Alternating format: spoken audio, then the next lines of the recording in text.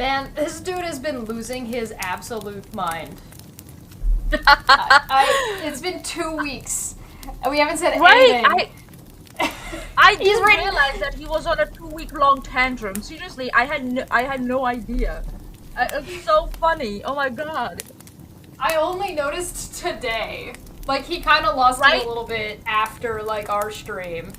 But, like, yeah, he's just been losing. He's written 3 blogs.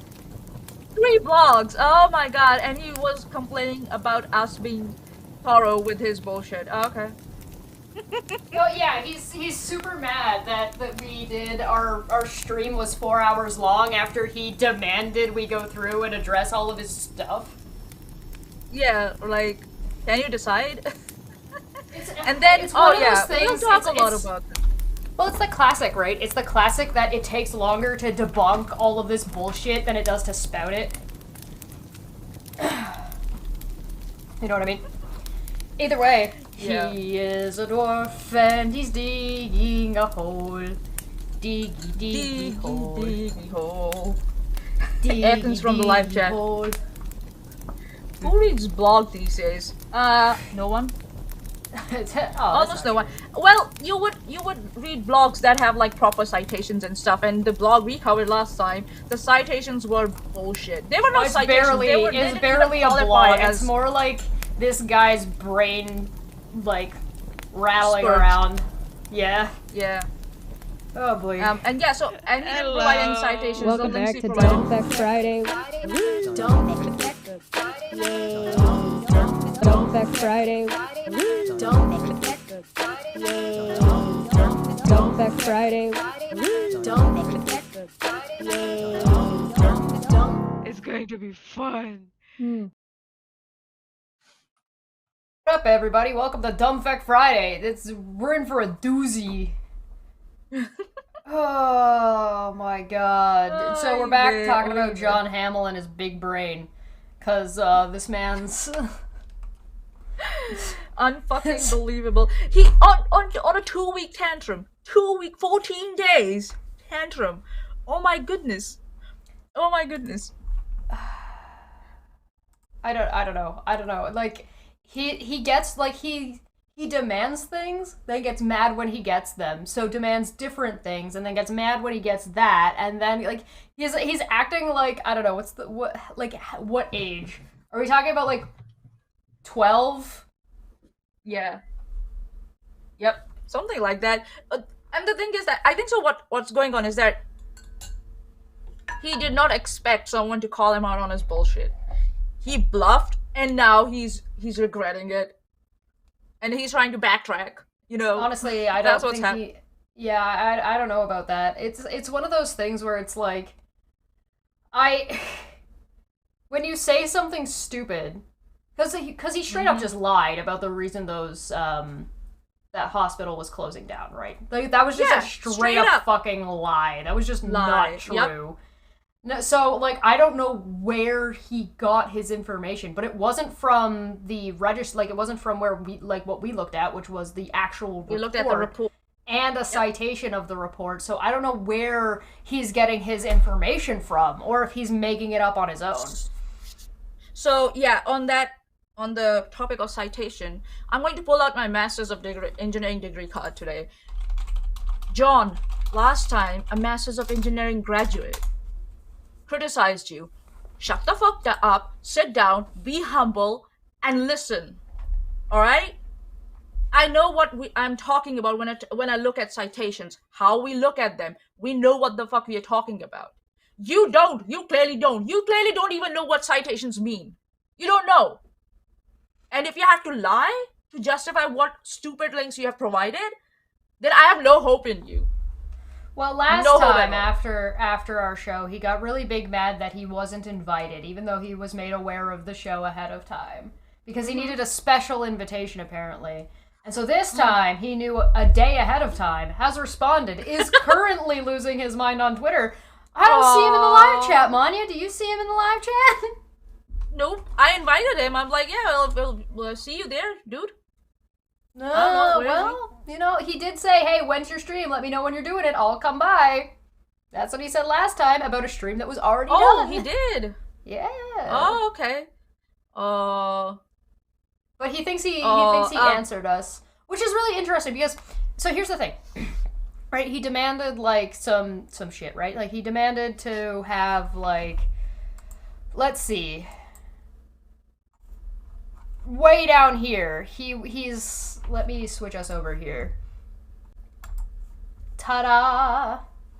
And then let me turn this on. Boop. There you go. Okay, so in here, you can see a couple of so mad because he got 4 people on his timeline on Twitter and 4-hour video going over everything for crayons, and he can't handle that. Demanding. So how many hours and tweets and how many threads? Whatever you find me that link, because he's demanding links of like minute-long segments, right? Yeah. Of the video that we covered, Spoon feed him like a child. Watching your 4-hour video about me. Yeah, he doesn't want to watch the video. Link me to the tweet where you gave me in the minute in your 4-hour video about me. I will respond to it directly. And then he was just like, "Oh what my god, lazy blah blah blah blah blah blah blah blah." What a fucking lazy bum. Right. So at first he demanded tweets, then he demanded time on the show, then he demanded the video where we addressed it, then he demanded minutes within the video, right? So if we scroll down, you can see that that's what this whole conversation is. And so I was like, okay, fine. And I gave him a list of tweets that was every 10 minutes of the video. Yeah. You gave him 10-segment video, 10-minute segments. Yeah, so for him to go through. And what he did was so stupid after that. I don't get why he thinks that he's got brains. He doesn't have brains. John Havel, stop writing blogs. But here's the thing. He thinks he addressed us. We didn't really respond to that address, right? Mm-hmm. And he's still losing his mind. If he thinks he was convincing and had something good or had addressed what we had said, there'd be no reason for him to still be losing his mind 2 weeks later. Yep. I think Susheshi was looking for our validation. And that's what he is now trying to fish out from us. By being with a constant barrage of all the bullshit he's spewing. Why he wants would our validation. But why would he need our validation?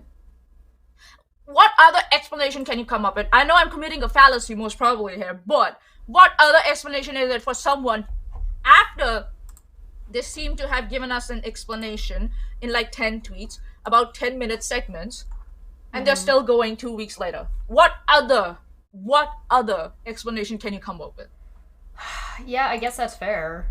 I mean, it does seem to be like he needs us to acknowledge that he's made a point. And it's like, he has proven something, that he's a complete fucking moron.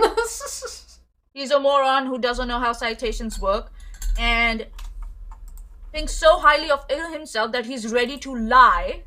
Yep. In order to hide the fact that he has no fucking clue what he's talking about. So immediately right out the gate. So for anybody who knows, you probably should watch not last Friday, the Friday before video before diving too far into this one. We are going to explain as we go, but there's going to be like additional context that we're going to try to explain as best as we can as we go again, but you're going to want to have watched the video from 2 weeks ago. Yeah. Okay. It's fantastic. It's entertaining. So I gave him, should I pull up the initial offending tweet? Yeah, why not? Go for it. Okay. So, like, the initial tweet that kicked this off was, let me just pull up, I'm just gonna pull up our previous video. Excuse me. So it's called Bigotry Makes You Stupid. Yeah. And at the beginning, this was the initial tweet that we talked about. Right, it says, question, what scientific or medical test do doctors use to determine if a 11-year-old child is trans or just gay or even merely just a straight but effeminate? Anyone? And so Then John came in. I said this was stupid. I'm like, this is a dumb question. Like, this is. Yeah. Tell me you don't know how science works without telling me you don't know how science works. So John came swinging in and asking, well, why is this question weird? And I said, it's not weird. It's stupid. Proceeded to have him talk down to us for what? A couple hours? Yeah. 3 days. No, he was on for 3 days. Oh, yeah. Okay, now I remember, yeah. Yeah, he was for 3 days. This man was just not, like, people were throwing, citations and papers at him, and he was just like, nope. Nope, I know better. And it was so funny. Not funny, but it was the observation that I made was one of the observations that he was very cordial with the guys in the thread that were addressing him. But he was so, like, a condescending asshat to us. To Shesh and I. Oh, yeah. I wonder why. And he's still being a condescending prick. Yes. One of us has a master's degree. And I'm going to keep emphasizing on it for you. Because you don't seem to take, into consideration if someone's criticizing you just out of goodwill. You need an authority to tell you that you are full of shit. So that's what I'm going to use today. You're full of shit, John. And I'm going to keep telling you, let's go. So, we went through the question. Yeah, and April makes a really good point. It's not even just a stupid question, it's an invalid question.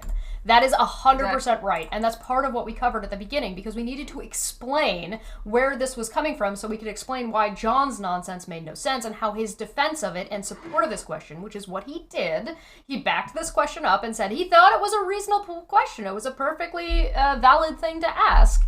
And so that's why this response makes no sense. Thank you. The first 2 links are about Steve, not me. Wrong. You backed this up, said this was a valid question in the first place, and then proceeded to defend it and argue for it. So yes, it is about you. Showing tweets that Steve wrote is not evidence that I'm a bigot. Yes, it is. Yes, because you're backing them up.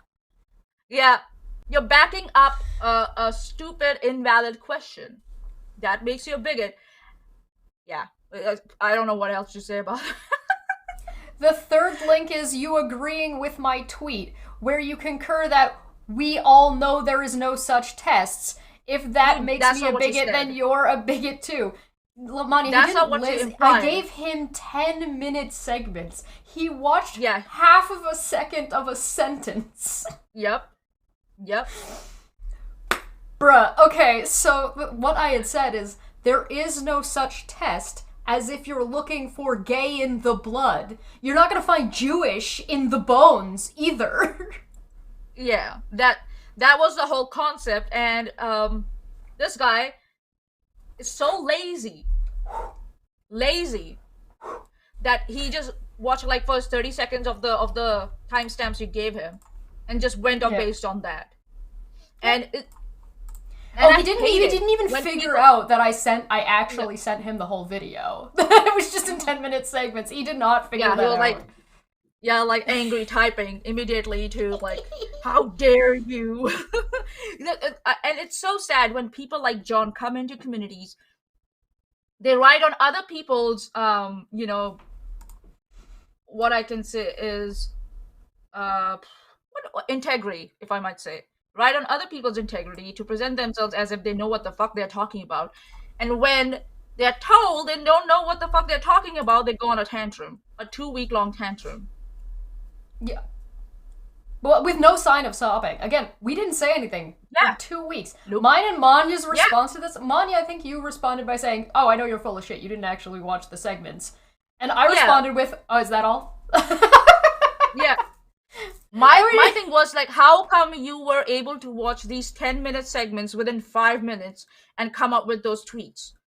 You didn't watch it. You just watched like maybe 15 seconds of that each timestamp that Shesh gave you. When that was not the purpose of the timestamps. Oh, no, he totally missed... lazy asshole. No, what he did was he took the bait and fell for it hook, line, and sinker. I knew he wasn't going to actually legitimately sit down and watch or consume anything that I linked. So I just linked all of it in a way that would just whiff right over his head, so it would be so blatantly obvious that he didn't even bother to check.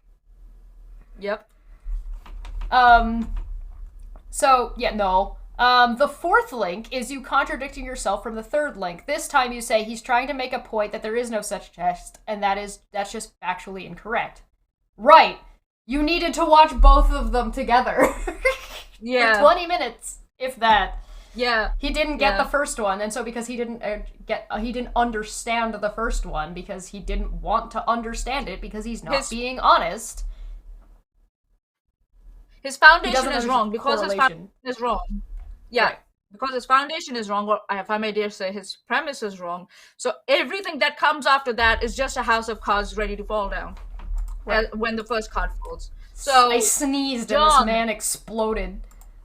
Yeah, okay, I'll say this.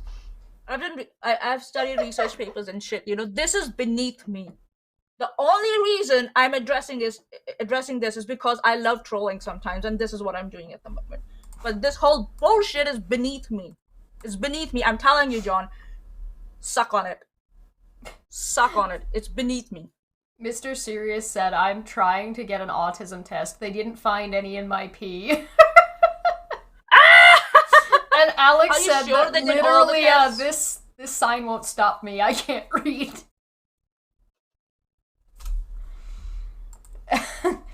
Oh no.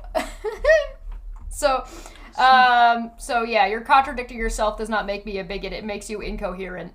No, it means you didn't take the time to actually look at the thing you demanded. That we present to you. So, yeah. Fifth link states that, quote, this is a person who has talked to no people from that community. That's just factually incorrect. You guys being factually incorrect does not make me a bigot. It makes you guys wrong. We're being hyperbolic. How are we factually I don't incorrect? know who you talked to. You have never mentioned that you talked to anyone. You haven't told us what you spoke to them about. Yep. We have no fucking clue. And we don't even know if you had their permission to spew out bullshit on their behalf. Uh-huh. What the fuck did you discuss? Did you ask them questions just so they could go with yes or no? Close questions? No. And you could validate what the fuck you were thinking in your fucking stupid little brain? Pea brain? Also, I don't know if, you went to Target and, one of the cashiers was a trans person and you interacted with them, and that's what you're counting as talked to. Yep. What did my thing is, if he would have he never explained it in his article, he never explained it in this tweet that who did he talk to? Okay, you don't need to tell us who did he talk to. That's fine. You don't need to out someone. That's fine. But you never explained to us what exactly did you talk to them about. So, yeah, you're full of shit. Oh no, I'm too serious. Autism is stored in the balls. Balls? Oh no, God. That's why women can't be autistic. Oh God, no. Oh, Mr. Serious, he chose violence today. Mr. Serious chose violence. No. Inkboy said that to Mr. Serious. Sorry, my bad. Then Inkboy chose violence today. Sixth link says that I would treat my 11-year-old like shit if I didn't consider that they knew what they meant to be gay at that age. I have parented 4 kids through that age. That's my experience of them. That doesn't make me a bigot. That makes you ill-informed about my kids. No, it doesn't. That's not what any of that means. It means that you said that you would dismiss your child if they told you how they felt about something because you think that what they said was invalid because they don't know what they're talking about at the age of 11. That's what you said. Talk about being... Sorry, go ahead. Which is ageist. Oh, sure. Can I dare say? It's ageist. I think John's too old to vote. Nah, he's okay. Yeah, so we were going on what you said. So for you to come back and just because you simply state, oh, I know what I was doing, and you don't know about my kids, that's stupid. I hate to be the bearer of bad news, but you telling Twitter that your kids like you lots is not gonna be very convincing about why trans people shouldn't be, like, heard and listened to as, like, people that exist. You what the fuck is this? you admit it explicitly and verbally that you're going to dismiss if your child came up anything about sexuality or transgender, anything like that, because of the age and because you think they are not reliable at that age. Way to invalidate your kid. And that's what you said. We didn't cook that shit up. That's what you said. And just because this is the fucking logic that some parents like John use. Oh, my kids turned out fine, so my parenting was good. Yeah, as if. Yeah. No, they turned out fine despite of your stupid, like, abhorrent parenting. And you're lucky that none of them were gay or trans. Yeah, you're quite lucky. Because I have every ounce of belief that you're not prepared to raise a child who might be from the LGBTQI plus community. You're not competent to do that. And that's another thing. Some people think because they're birthed and raised kid, that makes them competent parents by fiat. That's not how it works. You wanted my attention? I'm giving you my attention now, bitch. You're my bitch today. Well, if at any point, if you're, as a parent, telling your 11-year-old that whatever they're thinking is invalid because they're 11, you're being a shitty parent. Whether it's about them being trans or gay, or whether it's about them being sick. Did you ignore your 6-year-old 11, like, your sick 11-year-old? Like, did you just make them go to school ill because you just invalidated their self-reporting? Because they didn't feel well and they told you they didn't feel well? What if they told you they were being bullied? What if they were like, Dad, I'm being bullied at school? Would you say, toughen up, shithead? You don't know what you're talking about? You're 11? You know what? I think so. Like, I know what he's going to say. He's going to say, oh, I'll go to the school and ask them if that's actually happening, instead of asking his kid, who is it, when, why, where. That's what he's going to do. Going to invalidate. My kid is straight and white. They can't possibly be being bullied. Yeah. Alex Markle from the live chat. Mana, you're assuming he contributed anything to his children beyond his seed. Ooh, that's a good point. That is valid. That is a valid point. I mean, we don't know. I'm giving him charity. Oh my god. I'm kidding about that. Okay. We're still being nice to him. Yep. Bro. That's a good point. Who's really ill-informed about your children, John? Yeah. Sus. The 7th link is you guys making the point that complex medical conditions should be diagnosed with the potential for consequential drugs being prescribed. He completely whiffed on us saying, what drugs aren't consequential? All drugs are consequential. Based on an 11-year-old self-reporting, I disagree. What does that mean? I disagree. Why do you disagree? Number one, and again, he is twisting what I said. Right. He's completely twisting what I'm saying. Yes, you start with self-reporting, and then you prescribe medication. It always starts with self-reporting. It has to. It evolves from there. Yeah, it has to start with self-reporting. And the reason it has to start with self-reporting is because you have to go to the doctor. You taking that and self-analyzing and being like, I need to go see a professional about this is part of that. Inherently. Yep. That's how the doctor works. Bigotry makes you stupid. What complex medical conditions are you talking about? That's relative. Are you talking about conditions related to your mental well-being?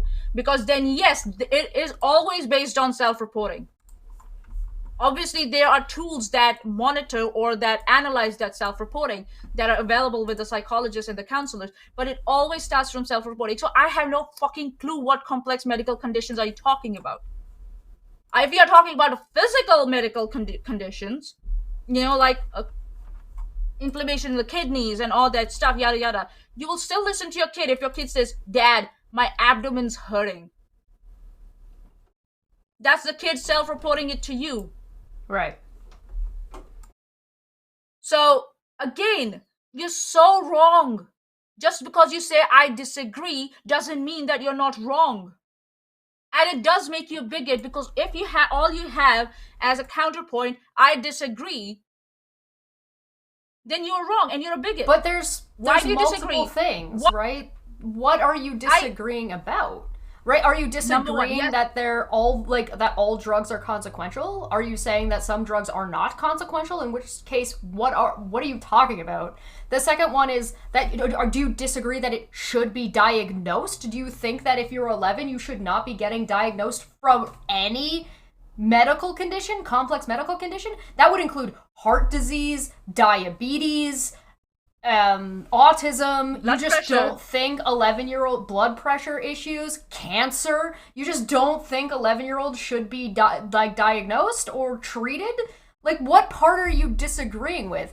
The thing is he's still missing that you're right, it's that fundamental, you've gotten the first step wrong, and it's compounding your problem. There is nothing that is based solely on self-reporting. The only thing you could get close to is self-medication, which doesn't involve reporting. That's self-medicating. That's you've analyzed yourself. There's no report part happening there. So the only thing that you're dealing with is you're saying that 11-year-olds shouldn't be taken to the doctor by their parents when requested.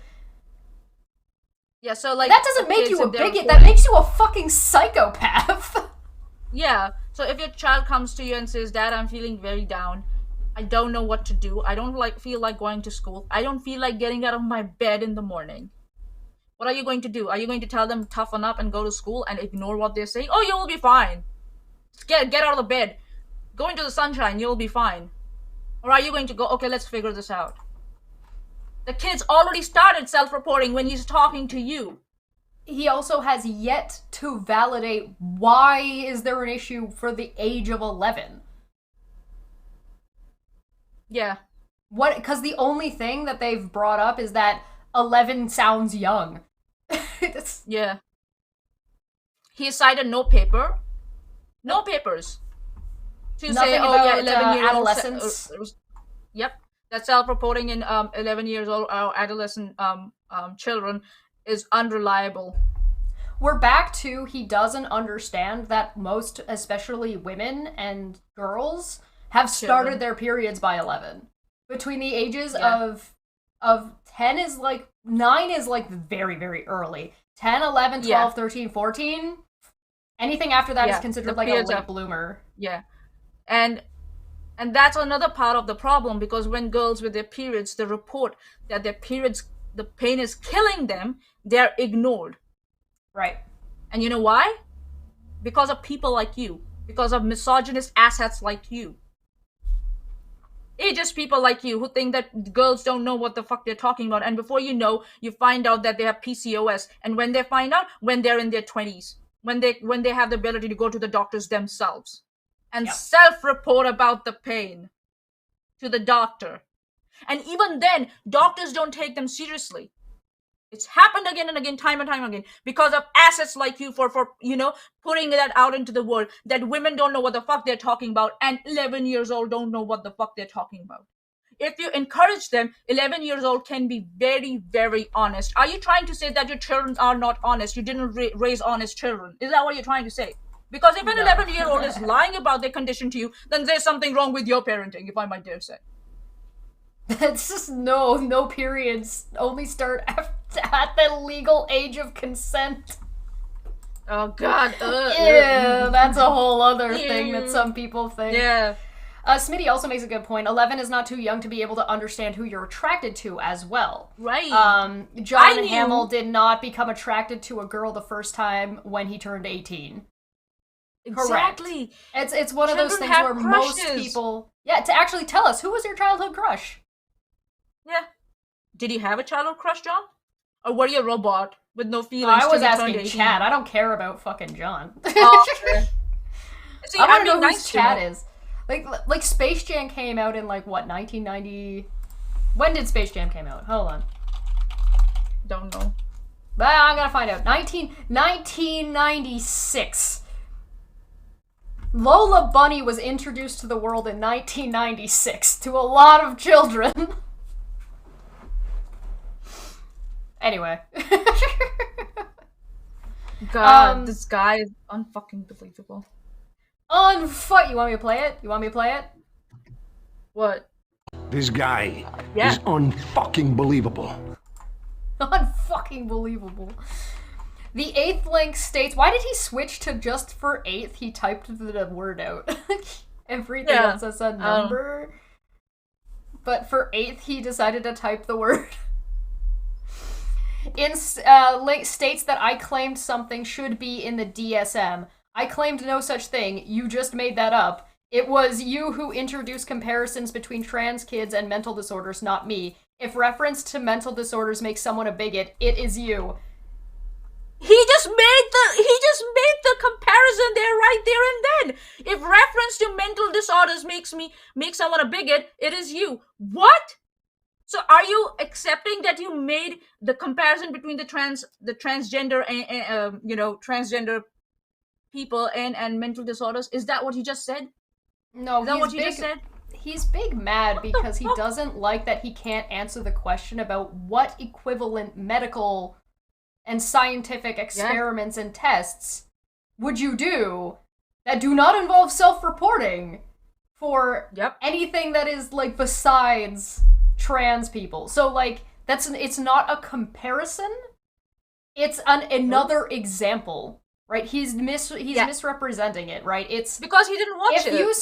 If you say right that trans people can't be relied on for self-reporting if they're 11, and that's the only thing that's being used, and you say that you need to have some kind of not self-reporting, which would mean a physical test. Right? Mm-hmm. Because that's what he's mad about above, being like, you said that there was no test, you agreed with me, and then you contradicted yourself. No, there is no physical test like that. Gay is not in the blood. And the same thing applies to, there are other examples. So giving other examples to say like, okay, well, if you demand this for trans people, then why are you not asking about it for this? Why is it fine here, but not here? It's not comparing trans people to these things. It's saying that you have a flaw or a big old hole in the consistency in which you treat these things. If it's fine here, why is it not fine over here? Tell Elmo! It's too complex for his little pea brain, I'm telling you. It's too complex. And people like him still think that they are intelligent enough to, talk to people like us. Again, I'm telling you, this is beneath me. This is fucking beneath me, and I'm only doing this because I like to troll on Saturdays. My Saturdays. Yeah. It's Dumb Fekk Friday, man. Yep. If reference to medical disorders makes someone a bigot. No, it doesn't. Nobody said that. You don't even understand why you're being called a bigot because you didn't pay close enough attention to the links that were provided for you or the explanations. You didn't watch the whole thing, John! He managed to jump around and not find any of the multiple times we defined bigotry using Britannica. Britannica, yeah. 9th link, you said you saying the Tavistock is just one clinic. You're wrong. Tavistock is the HQ of GIDS with locations all over the UK. The one that was closed was a singular clinic, John. Yeah. You fucking asshole. You fucking dishonest asshole. It's, what he would have done if he had really watched that segment? That 10-minute segment, he would have gone and studied the report himself and then said, this is what I went on from the report. He didn't do that because he's a lazy bum. That's what he didn't even provide a citation here. He's just... Yep, that's what I'm saying. He would have gone through the report we went through and said, okay, this report is not valid for these reasons, or this is the other report that I looked into that said this, and this. He provides nothing because he's a fucking lazy asshat. He didn't even provide what he was looking at to justify it. He's just making this fucking statement, and the whole time we went, here's what we found. What the fuck are you talking about? Yeah. Like, what the fuck are you talking about, John? And also, again, you know, when you do a thorough check, it's like us. We spend 4 hours because we're checking our citations and we are verifying our resources. Not like you, who writes like, what, a 3-paragraph of a blog with no fucking citations, and the link that you provide is a Twitter account that spills vitriol against the transgender community. Right. You do not deserve to be part of the skeptic community online. With the way you present your arguments, your information, you do not deserve to be part of the skeptic community online. You are a fucking blot on the skeptic community. Go away. The thing is like, if you think that you need, like, that you set this bar for people like AAI, who he rails against, you're doing the thing that they were doing. Obfuscating, lying, not providing sources or, like, direct access to the, like, just things that you're spouting, because we're just supposed to take your word for it. Yeah, nah, that's not Especially when we found, not only that, we're supposed to take your word for it after we already found a paper that contradicts what you're saying. Right. Yeah. Why would we do that? Why would we do that? And again, I'll keep bringing it on again. I'll keep bringing it on, John. Someone with a master's degree is telling you your citations are bullshit. What citations? There's not even one there. They're not. Yeah, no, they're not even worthy to be called citations. I'm just giving him grace at this point. Stop it. By calling them citations. Fekk Friday. Okay, all right. Let's go full on Dumb Fekk Friday, I guess. I can't help it, man. I'm from you know, the background I'm from, the language we use is this. So yeah, so that's why I'm saying citations, because, and again, if you start swearing at him in another language, I'm gonna die. I can do that, but you know, I'm just saying, like, people who we come from, like the research community, you know, we use specific terms, and they're kind of like, yeah, our vocabulary is kind of fixed because we have to be specific about what we are talking to be more clear and concise to people who might be reading our shit or listening to our shit, you know, not just pulling stuff out of the air. 10th link is you quoting statements from people at Tavistock about the work that they were doing. No, it was us going through the fucking paper. Those people are no longer allowed to do this work because of the harm they caused to kids. You quoting these. This is at what point does what he's saying to become slander against these people that are trying to do work for the LGBTQ community? Yeah, and saying you quoting these people authoritatively. If we are quoting people who work there, they have the authority to talk about it. You asshat. Because we know that the whistleblowers were amongst those people who worked there. Right. How do you think they found out that they were harming... Well, where does he think that... Like, okay, so even if what he was saying was true, who does he think did the reporting? Mm-hmm. The people who work there. Yeah. The thing is that this statement is factually wrong. Those people are no longer allowed to do work. Give me your fucking reference and citation. Do we have that fucking stamp of the citation needed? I need that. A fucking, like, baka. Yep, citation needed, John. And I'm going to skin you today for your citations and your resources. I'm going to skin you. Literally, I'm going to skin you for that. Literally, figuratively, probably, allegedly, hypothetically. Metaphorically. Metaphorically. You quoting these people authoritatively does not make me a bigot. We didn't do that. We looked at the actual paper that was the investigation paper. The report. We looked at the report, John, and you didn't even...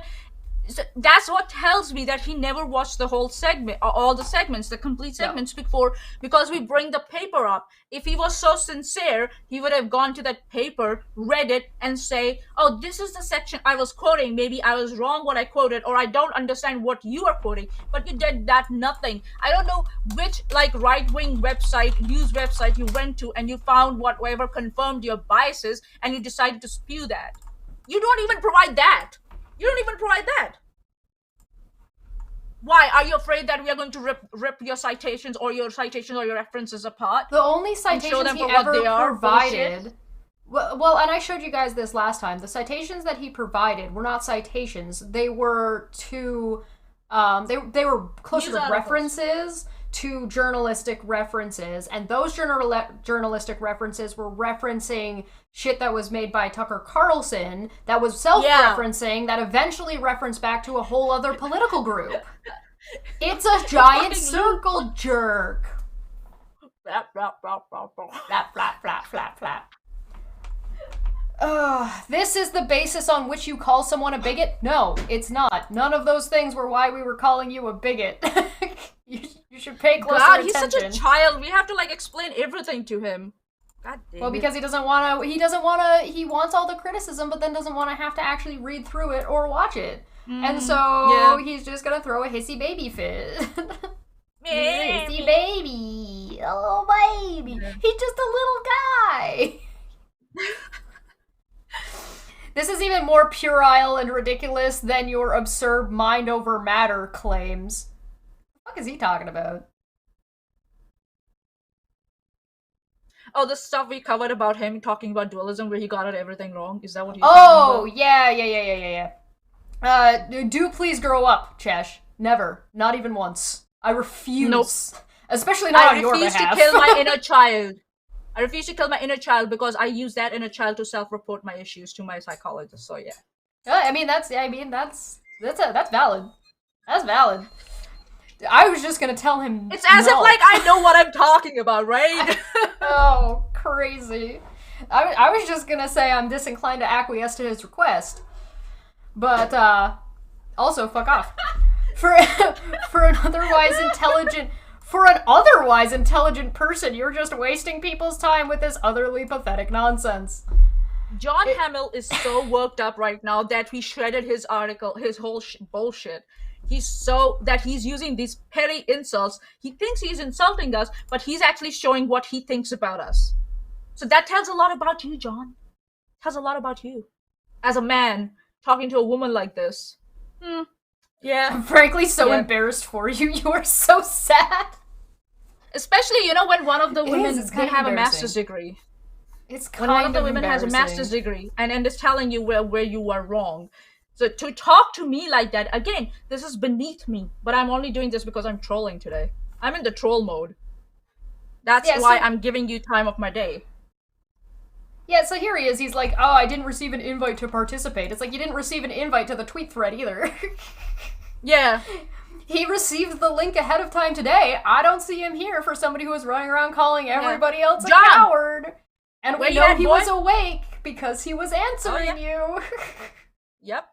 John, where you at? Boy, where you at? So, anyway, he's been writing articles, and here's the first one. This one's my favorite. I had the best response, and I'm proud of myself. So he said, criticism from dualists. I recently wrote a blog that described why some commentary within the transgender debate implied Cartesian dualism. I argue that dualism is wrong, but I have received some criticism of that blog from dualists. We're not dualists. John knows we're not dualists. He at least knows I'm not a dualist. Just because we criticized your explanation of dualism doesn't mean that we are dualists or we claim to be dualists. But if he watched the whole video, he would have heard us say, I don't even think dualism is true or correct. But this is dumb. Anyway, I responded with, you're a third-rate dualist with a fourth-rate deck. Because I'm hilarious. But we're just gonna listen to the clip and then we'll watch his things. So let me make sure that I switch my audio. Shut up, me! Get out of here! God damn it. You're alright, Shesh, you're okay. No! No! All is well, all is well. Okay. Alright, I hope this doesn't blow anybody's ears out.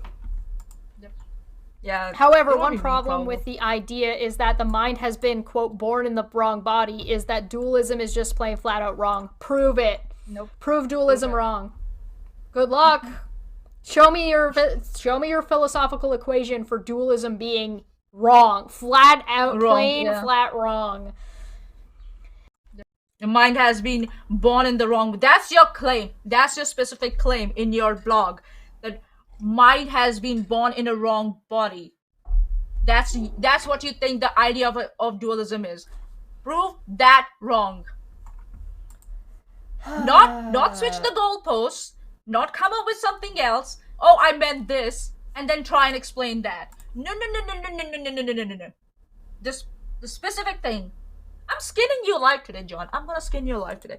So this particular thing, don't shift the goalposts. If you dare shift the goalposts, I'm gonna just dismiss everything you say after that because I'm not wasting my time today. Nuh-uh.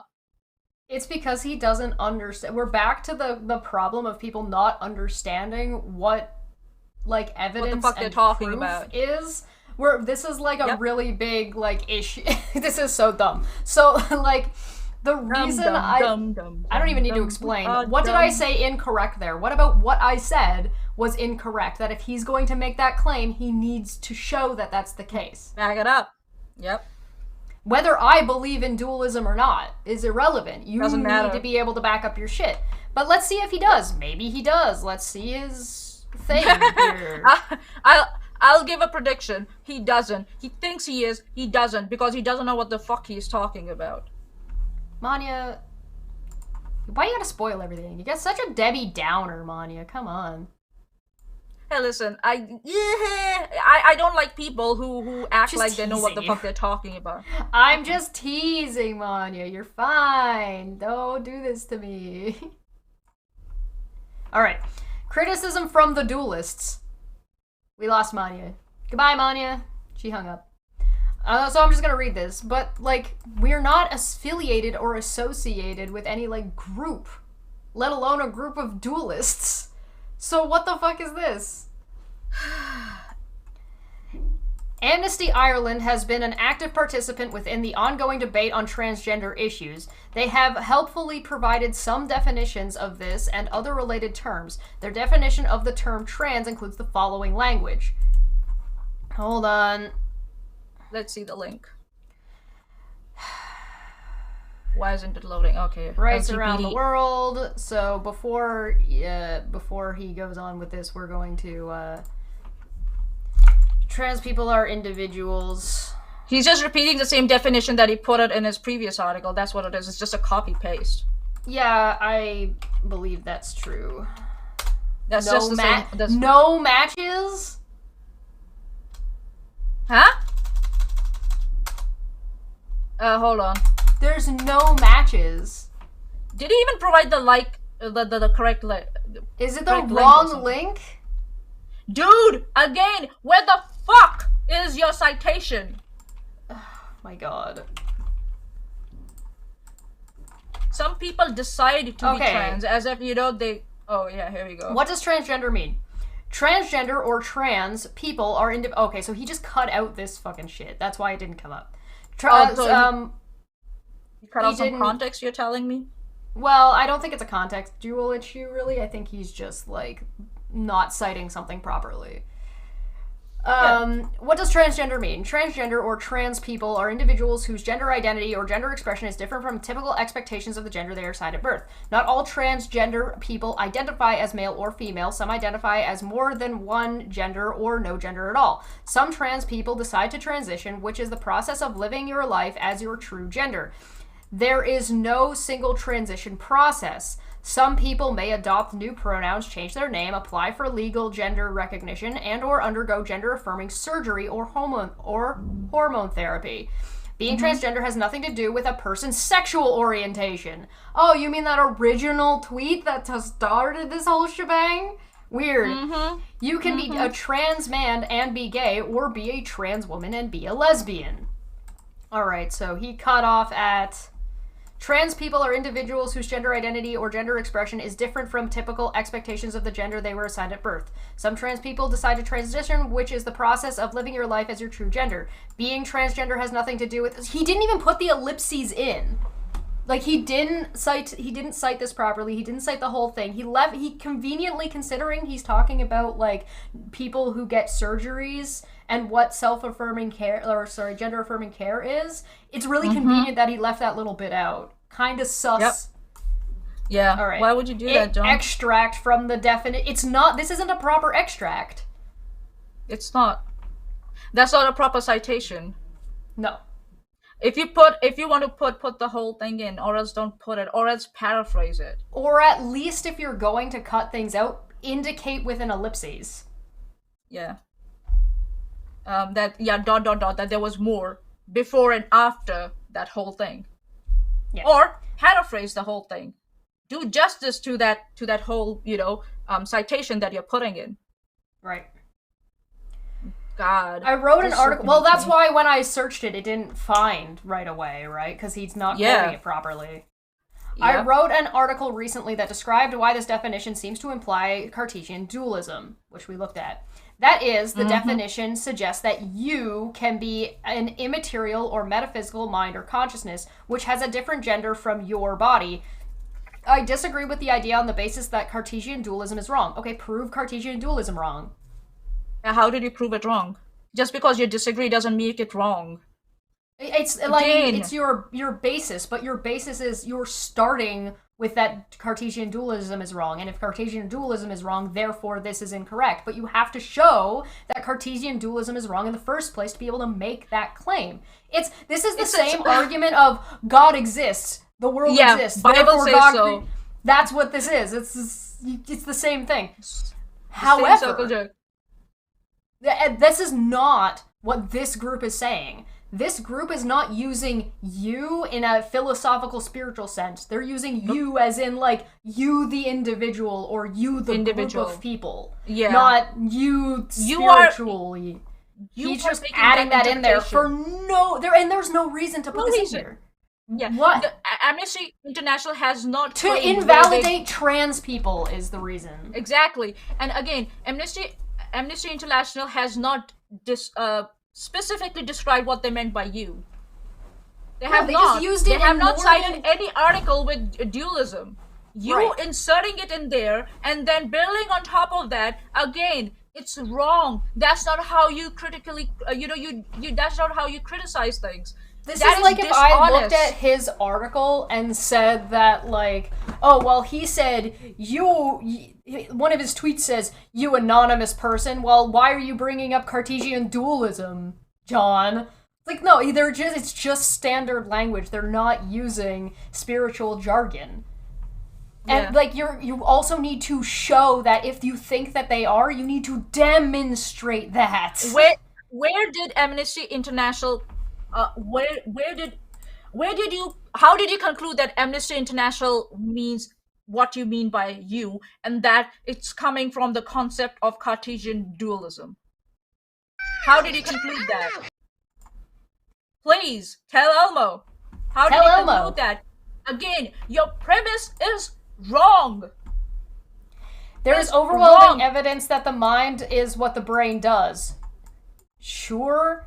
Consciousness is purely a function of the brain and cannot exist independently of the physical body. Moreover, an immaterial mind or consciousness cannot influence or control the brain.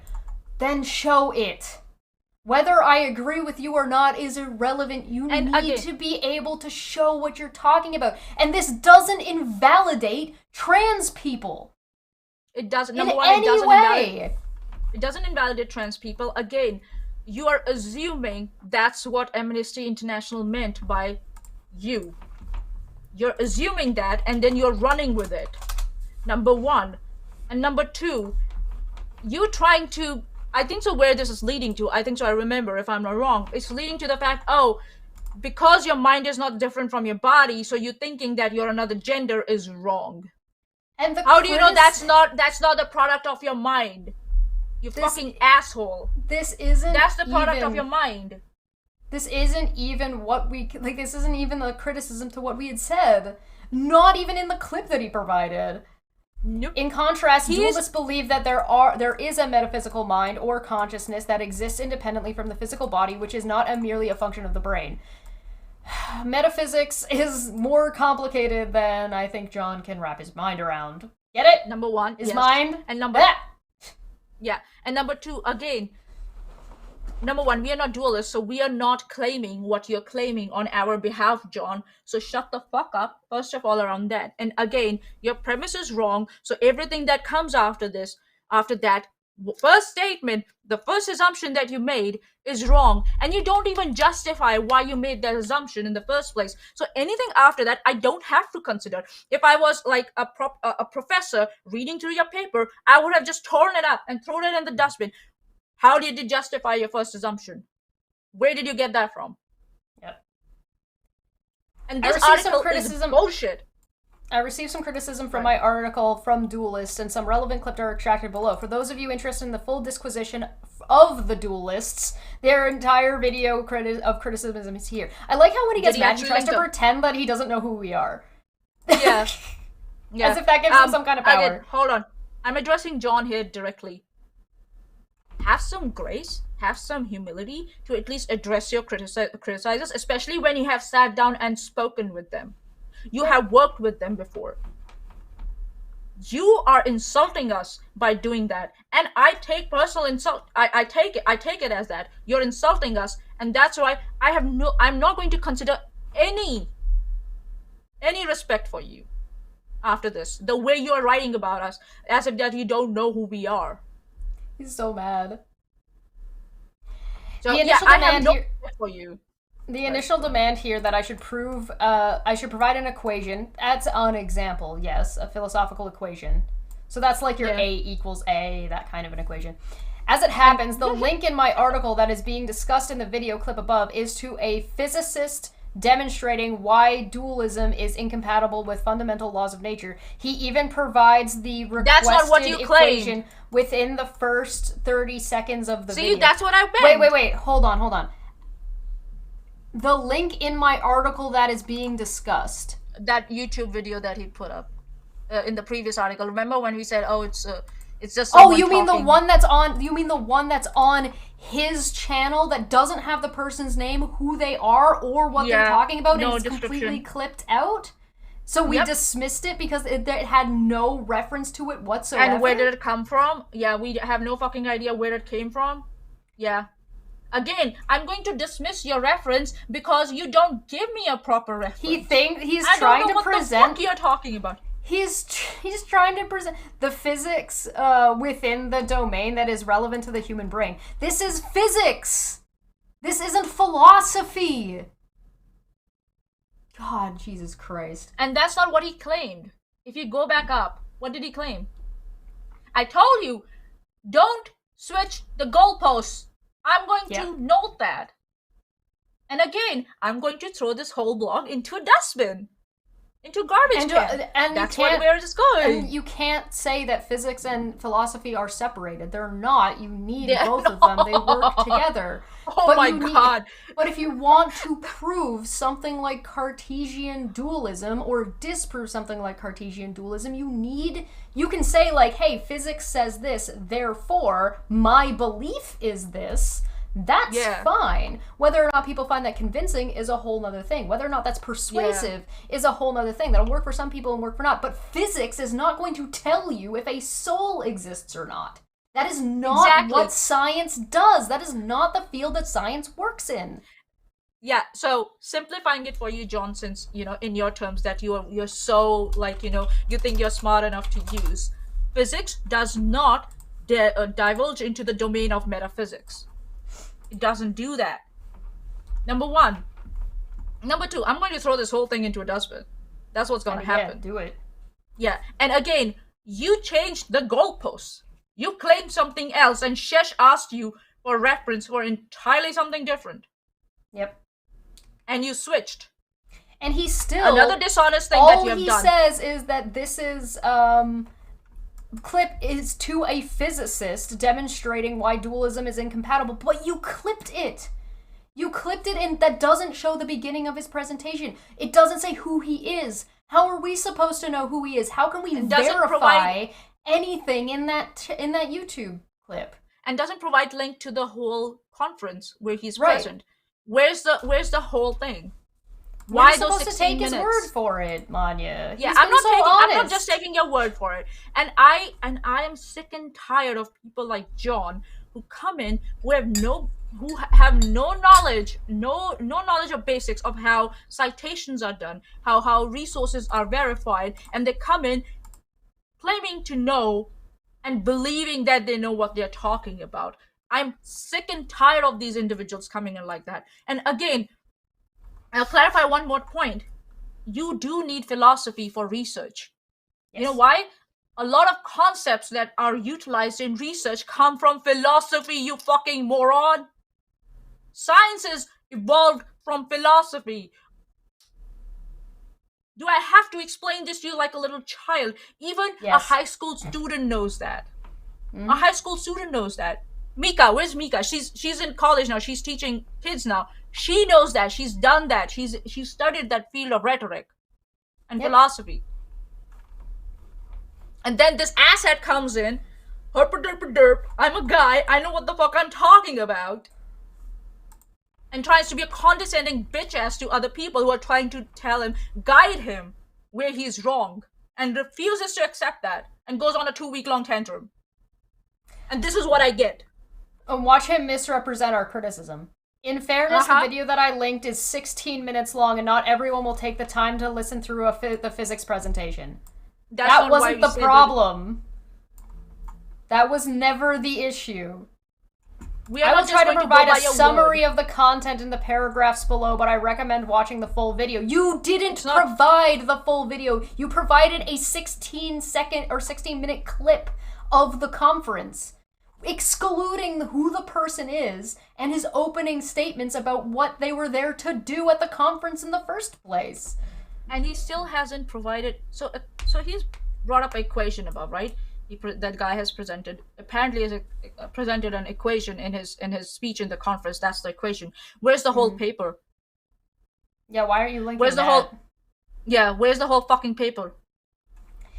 Did he write a paper, or he just came up with bullshit? It's fun and delivered at a popular level such that it is not necessary to understand any equations. I certainly couldn't explain the equation above. Oh, then why did you put it? Oh, okay, you know what? See, I told you. He doesn't even know. He doesn't even know what this says. He just put this in here, sir. This is the reference for the seven spices at KFC. This is an insult to me that I've been made to consider this as some sort of Manya, he is himself not done his research. I take that as an offense, a personal offense. He actually thinks that you don't know how to read physics equations. That's why I was like, what the fuck does it have to do with metaphysics?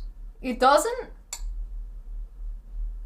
This is the physics underlying everyday... Even the title tells you it's not metaphysics. It's the physics underlying everyday reality. What I would have preferred? A specific phrase. Even if he's very good at he's very good at clipping our videos, right? Why couldn't he clip a specific part from that 16-minute video? You know, because I'm sure there's a 5-minute segment or a 4-minute segment from that video that would have explained what the basic idea, fundamental idea is. He didn't do that, but to appear, to appear to be intelligent, and knowledgeable, he put that bullshit in. I'm not saying the equation is bullshit. He put that in when he himself doesn't know what the fuck he doesn't know what that says. Yeah, he doesn't know what the fuck it is talking about. He still put it in there. I take offense to that. I take offense to that. How dare you? How dare you put something in a blog with that you do not understand? He thinks we are stupid. He thinks his audience is stupid. He thinks everyone's dumb but him. We got Alicia saying, "Forget the dustbin. This goes in the incinerator." We've got Mr. Serious. He knows what the equation is. He says this is how to properly measure penis length. or actually measure the length of his ego. And feline is at the... You know? Those are the same thing. Feline is at this... is at the point where feline has moved into all capitals, and is what I'm struggling with here is, what the heck has this to do with the mind? It doesn't. Right? Oh my god. Oh my fucking lord. I'm telling you, I am offended. John, all of the necessary caveats and clarifications are also in the video, which I will inevitably oversimplify below. How come you already admitted that you don't understand it, you don't know what you're talking about, and now we're supposed to read the rest of this article as if it's like as if you were explaining it? We stop here. Reading it. No, we stop there. We are going to dismiss the whole thing. Oh, if you go to that paragraph that you just read, he didn't even proofread this thing. He's got spelling mistakes there. Hold on. Inevitably, oversimply before. What the fuck does oversimply mean? Yeah, he means oversimplify. No. I don't know what he means now. I have no fucking clue what is that? We can't give you that kind of charity. We don't know what the hell you're saying. And you know what happens if a professor or, PhD professor was going through your paper and you started finding typos? Your paper is going into a garbage bin. Or as Alicia said, into an incinerator. Oh yeah, no, this would have been thrown out within this part. Just this. First paragraph. For not quoting it properly. Yep, gone. 0. F. Torn. Big so yeah, F. John, we are not going further because I'm not going to insult myself and Shesh and our audience by going further into the garbage that we put in there. When you yourself have no fucking clue what you put in there. We are not going to insult ourselves with that.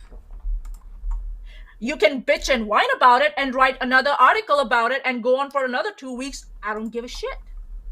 I have the authority to do that. I don't give a fuck. I have the authority to do that. I have the authority and the knowledge to do that. So, fuck off.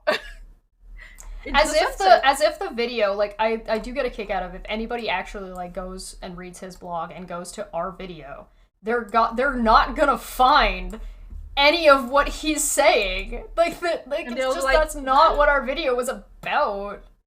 This is like This guy is unfucking believable. This is such a bitch-ass attempt at gaslighting. Did he think that because we are ladies, we don't know what the fuck we are talking about? Yes. Correct. Everyone's dumb but him. He's got the biggest brain. Okay, somebody sent me something. Yeah, I've been told I need to check the Discord. I'm looking. There's cute cats. Go. Oh my god! Aww. What is it? So Athens sent this to Feline, saying that this is Feline trying to understand John. Oh yeah, this is Feline, you and I trying to understand John. John has produced actual gobbledygook. Yes, correct. Yes. Accurate. Alright, so that's the first one. We can toss that. I mean, we could have thrown it out after the first thing, but whatever. But we didn't. We gave it charity, and we made it 1/4, 1/3-ish about through it before we give up. All right, next one. I wrote a short article about a Steve McRae tweet. Is there some science on gender dysphoria? ? It seems there remain open questions requiring more research in this area, and pointing to the uncertainties is in the interest of helping more people. That depends on how you do it. Yeah. That depends on how you do it. So there's something that we talked about back on Caffeine Corner once upon a time, and it was the 5 C's. One of those C's is called cookies. Cookies is about how you approach asking questions and how you approach conversation. John has no cookies. Because he's an asshole. And sits around and demands that people answer his shit. Which, by the way, hey, we've been at this for an hour. He knew a day before, and leading up to this stream, that we were going to be here doing this. No sign of him. For somebody who was calling people cowards as he demanded my fucking space. Did he call us cowards? Did he really? Yeah. Oh God! Wow. Chicky. Wow. All right. So apparently this article is short. So let's see. Oh god. Is there settled science on gender dysphoria? Is there settled science on anything? That's not really how science works. There's always going to be minor nuances and things to learn about any topic. Science. And the answer, because you can't know what you don't know. So even if you knew everything about a topic, you would never know that you knew everything about a topic. Boom, boom, welcome to philosophy, boyo. This is assuming that you're able to say that knowledge is even obtainable in the first place. Scientific concepts are always evolving. Always in the process of evolving. That's why creationists don't get it. They don't get the science because they don't get the concept that science never stops evolving. A special hi to Tiri. Welcome. Hi, Tiri. Yes, you need more beer and an axe. I would love, you know what, pass me a beer. Greatly appreciated. The axe is used for opening the beer. Pretending that science isn't settled in order to be a bigot is how you go about addressing questions. Right, exactly. The thing is like saying the science isn't settled on something is the same thing that like younger creationists do about evolution. Right? It's the same. But it's done thing. in a very dishonest way. It's done in a very dishonest way. Yeah, science and so is is not John. settled because it's constantly evolving, because it's always looking for cracks. It's always looking for cracks. Yep. So it evolves in that direction, and to use that and misrepresent that the previous concepts, yes, sometimes previous concepts do get, invalidated. They do get, put aside because of the new discoveries that are made, but it depends on what you are focusing on at that time. It depends on what you're focusing on. And to say that it's a blanket thing for every topic in science, that's not how it works. Some concepts... I never understood why chickens are coded for cowardice. Chickens are fucking scary. That's a good point. I don't know. I wonder why that came about. I wonder if we can find that. Yeah, find the origins. Oh, we are doing a research. Okay, even if it's for like. Well, now I'm just curious. I looked up where rubber chickens came from. Well, I was watching somebody else's. I was watching a D&D stream on Off the Outlaw, and they talked about rubber chickens, and I was just like, I'm gonna find out. And then I posted it in their chat. I'm like, here it is. This is where rubber chickens come from. All right. I believe that I am correct in saying that I've spoken to Steve McRae. I believe that I'm corrected in saying that I've spoken to Steve McRae only twice before on 2 different podcast episodes. So, okay, you're correct that you spoke to Steve twice. Okay. I like how this guy who's spoken to Steve twice thinks that he understands what Steve is saying better than you and me. We are subject experts on this topic, John. We know what he exactly means when he's talking about something. People literally used to call me the hobo whisperer. Oh my god. For anybody who's new to the channel, the audacity of this guy. We used to be friends with Steve until he decided to eat shit on concrete and lose his fucking mind. Yeah, and flipped his personality somehow when he ate shit on concrete. What the actual fuck is a Steve? Steves are the little bokoblins that you see in Tears of the Kingdom that have the little backpacks of goodies. That's a Steve. I recommend you watch the playthrough of A Dirty Crime Boy. I responded to this article with a poop emoji. Oh, no! The concrete knows Steve better than John. Yes. Actually, like I said, it's usually... And yeah, Belmont makes a really fantastic point. Usually scientists focus on the areas that are not well understood in their research. Go figure! Go figure, yeah. Oh my god. Alright. Oh, yeah. On 2 different podcast episodes, I mean, there's a difference between talking to somebody live and, like, interacting with them in tweets and stuff, etc., etc. But I like how he didn't bother to specify how many times he'd spoken to me. Because I was on the Free Thought podcast with John and Seamus when that was still a thing. Multiple times, and I brought them on my show multiple times, but he didn't feel the need to specify that in his article when he was pretending he didn't know who we were. You know Yeah, you know when I pointed out that he's very, very cordial with guys Yep. and how he addresses them, but when it comes to us, women, we are Yep. dismissed as if he doesn't know us, when he Yeah. does, when he has chatted with us so many times. He has been on 3 to 4 live streams with you, especially. Yeah. And he said, and when I pointed out to him that it's a bros club, bro, he was offended by that. You know, sometimes people don't realize that some prejudices are embedded in them, in their psyche, and don't like it when they are highlighted. You know what's the hallmark of a good person? When a certain bias that is embedded in the psyche is highlighted and they try to change themselves out of it. Not Right. double down on it. Just because you believe you're a skeptic doesn't mean you're going to be right about everything. You ought to have the courage to be wrong.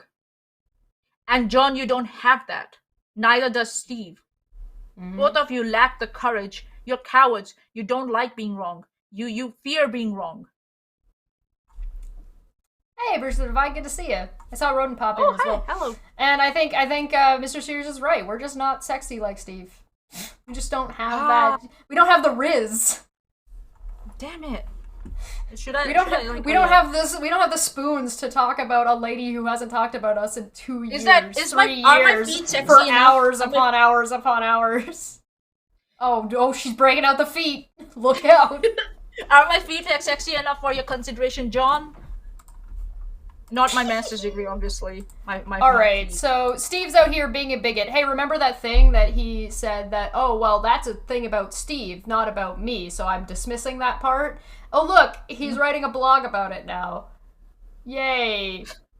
Oh. The circumstances that Steve commented on involved an 11-year-old being given puberty blockers. Oh, yeah, I'll read this again for anybody who wasn't here earlier. Question. What scientific or medical test do doctors use to determine if 11-year-old child is trans or just gay or even merely just straight but effeminate? Anyone? None of those things are actually related to each other, Steve. And also, that's not how fucking science works. We went over this in detail 2 weeks ago. Yeah, 2 weeks ago. You can go and watch that. Involved an 11-year-old being given puberty blockers and being promised cross-sex hormones upon turning 13 years old. Oh, so they weren't giving the child cross-sex hormones. By that you mean hormone therapy. Until they were 13. Meaning they would have had I to wonder go why they chose 2 years. Yeah. On Weird. puberty blockers. Why? Why 2 years, Steve? Why 2 years, John? Do you know? Have you asked someone who's gone through puberty, who has gone through puberty blockers and then cross-sex hormones? Have you spoken to someone? Or even a doctor who prescribes such procedure?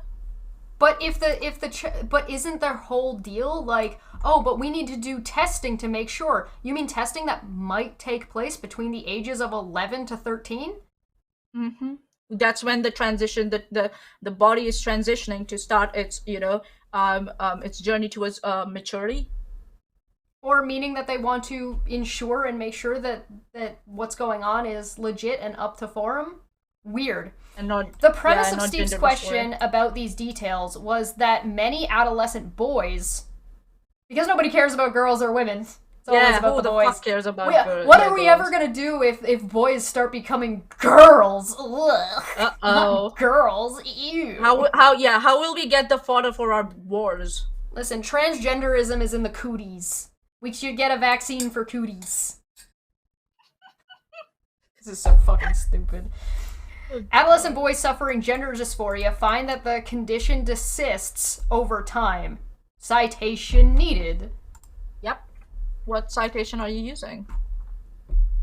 So, in fact, the conclusions of the study, I think so he provided something in the next In fact, sentence. the conclusions of the study with the largest sample. Okay. What was the sample size? National Library of Medicine. Oh my god, look, it's actually something. It's not an article. Oh, it's a journal? Abstract. Oh, this is we looked this up. He got this from us. Oh, okay. So this is our source, our citation. Wow, way to steal someone else's. I'm pretty sure Stonebutt is the one who sent this one specifically. Oh. This study reports follow-up data on the largest sample to date of boys clinic referred to for gender dysphoria with regard to gender identity and sexual orientation. In childhood, the boys were assessed at a mean age of 7.5 years, at a mean year of 1989, and followed up at a mean age of 20 years old, at a mean year of 2002. In childhood, 88 or 63.3% of the boys met the DSM-33 and 33R or 4 criteria for gender identity disorder. The remaining, the DSM you say. Huh. So that's the sample size is the total sample size is 139. I would personally say that I would not find that sample size sufficient. Yes. But 139. We will still go because it's a published journal and it looks like they know what they did. So again, 63% of the boys met the DSM-3, 3R, or 4 criteria for gender identity disorder. The remaining 51 boys were sub-threshold for the criteria. At follow-up, gender identity dysphoria assessed via multiple methods, and the participants were classified as either persisters or desisters. So they have a way of identifying whether it's gender dysphoria or does it further go into, or something else. Or whether they are actually they are transgender. So they have a criteria. You could have gender dysphoria and be transgender, or have just a gender dysphoria and choose not to transition. You can also not have gender dysphoria and be trans. It's not a requirement. See, because but wasn't he bitching about wanting criteria? It's almost like there's criteria. Weird. Yeah. Sexual orientation I want to see how he twists it. Ascertained for both fantasy and behavior, and then dichotomized as either biphilic or aphrophilic, endorphophilic, or genophilic. Philiac? Whatever. Of the 139 participants, 17 or 12.2% were classified as persisters, and the remaining 122 or 87.8% were classified as desisters. Data, but it doesn't tell you if this percent came out of this percent. At least not in the abstract. Yeah, it's It's of the total of the participants. Right. That's it's what not I mean. of the 51. Oh yeah, okay, yeah. I see what you mean. It's not like if they were from all 12% could have came from the sub-threshold group, right? Yeah. I'm just saying this because it might point that out deeper in the study, but we're just at the abstract so far. Yeah. And I don't trust that he read the full study. Nope. Were classified as persisters, and the remaining 122 or 87.8% were classified as desisters. Data on sexual orientation in fantasy were available for 129 participants, and 82. You mean self-reporting? And 82 or 63.6% were classified, blah, blah, blah. 43 or 33.3% were classified, and 4% reported no sexual fantasies. For sexual orientation in behavior data, we were available for 108% participants, or 51, and which is 47.2% were classified as biphilic, 29% were classified as genophilic, and 28 or 25.9% reported as no sexual behaviors. Multinomial logistics regression examined predictors for outcomes for the biphilic persisters and the genophilic desisters, with the biphilic desisters as the reference group. Compared to the reference group, in the biphilic, persisters tended to be older at the time of the assessment in childhood, were from a lower social background, and on the dimensional composite of sex type behavior in childhood were more gender variant. The biphilic desisters were more gender variant compared to the genophilic desisters. Boys Clinic referred for gender identity concerns in childhood had a high rate of desistance and a high rate of biphilic sexual orientation. The implications of this data for the current model of care for the treatment of gender dysphoria in children is discussed. Gender identity is considered to be, for most people, a central aspect of one's sense of self by around 3 years of age. Can't trust 11-year-olds. if not earlier. Most children can self-label themselves as either a girl or a boy, although cognitive development gender theory suggests that understanding of gender as an invariant aspect of the self does not occur until early to middle childhood, with the achievement of concrete operational thought 12, 15, and 16.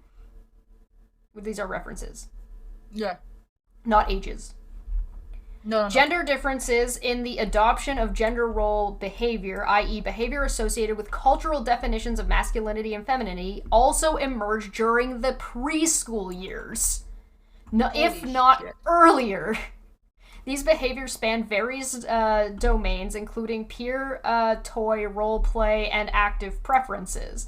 Normative developmental research has long documented that, on average, both gender identity and gender role behavior show significant or substantial difference between sex differences. Later in development, sexual orientation also shows substantial between sex differences, i.e. most males are sexually attracted to females and most females are sexually attracted to males.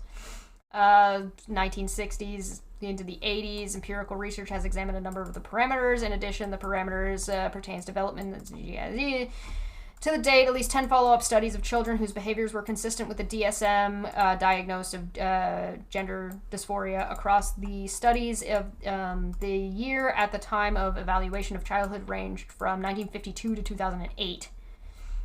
9 studies included boys, sample size, the follow-up, blah, blah, blah, blah, blah, blah, blah, blah. 53 boys called from the relative small sample size of studies. The percentage classified persisters of 9.4%. Persisters was 2% in total, which is a total sample size of 44. Can we go to the conclusion and say what the conclusion says? Because I want to see what we're getting at. There's a Wikipedia article in here for the No True Scotsman. Yes, Wikipedia can decide it if it's verified. I just think it's funny. They're using it for a definition. Oh, no true Scotsman. That's what they're using it for. Oh my god. That's so appropriate.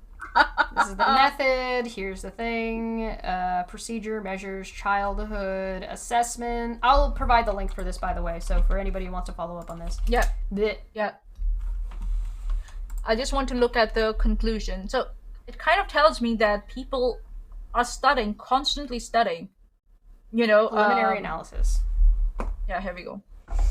Participants versus non-participants. Given that not all eligible participants were seen for a follow-up, it is important to see to what extent participants versus non-participants were similar in regard to baseline characteristics. The non-participants consisted of 3 groups. 1, participants who were eligible to participate in the study but were not contacted, which was 163. Participants who declined to participate, which was 6, and participants who were not successfully traced, which was 19. So out of the total number of participants, 163 were not contacted. So that's a total of 163 plus 6 plus 19. 2 sets of analysis were conducted to compare study participants versus non-participants. First, the participants were... How many participants were there initially? 139? Didn't they start with 139? Then how did they get not contacted at 163 plus 6 plus 19? So those are non-participants. Participants versus non-participants. Participants won 139, and these are non-participants, I guess. So they took a sample of 139 plus 163. That they didn't follow up? This doesn't make any sense to me. Okay, I'm just stupid. All right. Of these variables, there is only one significant difference between the 139 boys in the study compared to the 163 boys who were eligible to participate but were not contacted. Participants had a higher IQ than non-participants. Why would that matter? When compared to the effect size for the comparison was small. When compared to the 6 cases where participants in the study was declined and to the 19 cases where families could not be traced, there was only one significant difference, and it was parents' marital status. The participants did not differ significantly from the non-participants who refused. However, they differed significantly from cases that could not be traced. The participants were more likely to have originated with a 2-parent household than those that could not be traced. The comparison between the non-participants who refused and those who could not be traced approached significance. Again, the participants who could not be traced were more likely to have come from a family composition that was not two-parent. A further summary of the comparison between the participants is here. Okay, so they're trying to establish that the sample size that they took into consideration was as similar as they could make it. Like, all the participants came from two-parent home. There were this is a boys' study specifically. Yeah, and if we go further down, so if we go further down, I think so I saw something that we could, not the methodological issues, clinical, no, not the clinical implications. Oh, I'm all the way down at gender identity follow-up. No. Oh, even further? Summary of key findings. Findings. Okay. That's what the part I was looking for. Sometimes it's called conclusion, and sometimes it's called. It will be summary of key findings because it's a study. It's not. Is it past clinical implications? Yeah. Search for key findings on the page. You should be able to get it. There we go. Oh, it was way further up. Woo! Oh, is it up? All right. Okay. It was up from where I was. I went like way down. Okay. Yeah. Okay. The present study provided follow-up data with regard to gender identity and sexual orientation in boys referred clinically for gender dysphoria. There were 3 key findings. 1, the persistence of gender dysphoria was relatively low at 12%, but obviously higher than what one would expect based on rates of the general population. 2, the participants who had a biphilic/androphilic sexual orientation was very high. In fantasy, 65.6%, after excluding those who did not report any sexual fantasies. In behavior, 63.7%, after excluding those who did not have any interpersonal sexual experiences. Markedly higher than what one would expect from the base rates in the gender population. We identified some predictors from childhood of long-term outcome when contrasting the persistence with a biphilic/androphilic sexual orientation with the desisters with a biphilic/androphilic sexual orientation, and when contrasting the desisters with a biphilic/androphilic sexual orientation and the desisters with the genophilic sexual orientation. 12% persistent rate was somewhat lower than the overall persistence rate of 17.4 from the prior follow-up studies of boys combined. When compared with the 3 most methodologically sound follow-up studies, the persistent rate was higher than 2.2% rate found by Green, but lower than the 20.3% rate found by Willian and Cohen, whatever, and the 29.1% rate by whoever the fuck. There's one methodological caveat regarding this whatever the fuck study that is worth noting. In their study, the mean interval between assessments and follow-up was relatively short at 7.21 years. The patients were eligible for follow-up if they were at least 15 years of age. Given the relatively short interval between the assessments in childhood and the follow-up assessment in adolescence, it meant that the parties who had been assessed at younger ages in childhood would not have been old enough to participate in the follow-up assessment. In our study, we did not find that persistence was more common among boys who were at a threshold of diagnosis of GID, when compared to boys who were sub-threshold. Although the pattern was in the same direction that was found here and here, we would therefore argue that the threshold-sub-threshold distinction should not be abandoned in future follow-up studies, although such studies might profit from using a symptom count of DSM indicators in addition to the dichotomous coding of the diagnoses versus threshold versus sub-threshold. So let's see how he uses this. Because, now I'm curious, because this does not seem to be saying what he seems to be saying it's saying. So, the premise of Steve's question about these details was that many adolescent boys suffering gender dysphoria find that the condition desists over time. In fact, the conclusion of the study with the largest sample were that gender dysphoria desisted in 87% of cases, and in 63% of cases, the boys turned out to be normal gay or bisexual men. What the fuck does he mean by normal gay or bisexual? As opposed to the unnormal gays that are out there. Why isn't he using the scientific terms used here? Because he's trying to dumb it down on purpose. This is like not I don't dumbing it really. down. Well, No. it's What does he mean misrepresenting by it. normal? Yeah. Gay or bisexual men? What the fuck? What do you mean? It's completely in line with this initial tweet. You know, what if they're trans there a or if they're scientific just or medical gay? test? It's almost like gender dysphoria can have multiple outcomes. It doesn't guarantee that you're trans because that's not what it's about. And how is that study related to whatever the claims you were making? Fox News is not a valid source. So you were asking for a study and you were provided with one. What's the problem? So well, I thought he said there was no criteria. Yeah, there was no criteria. What he further says is like it's infuriating. This is a very relevant point because a perfectly healthy gay man who had experienced gender dysphoria as an adolescent did not need to be prescribed period blockers and cross-sex hormones. Given that these drugs have very consequential implications, they should not be prescribed lightly. Yeah, where in the study did it say this? It didn't say that. They got gender-affirming care. That's what studying gender dysphoria is, you numpty. Even if they were given puberty blockers, that's fine, in my opinion. In my informed opinion, because puberty blockers, it gives us the time to study whether it's gender dysphoria or is it that they're transgender, or if they need to transition. Because again, not everybody with gender dysphoria, it doesn't automatically make you trans. It's not how that works. As if everything is not black and white. Every case is unique and different, and has a different approach. And 150 sample size is not that big. It's not that big, but still, it was an attempt. Again, to say that a normal gay man, why just you couldn't say a gay man?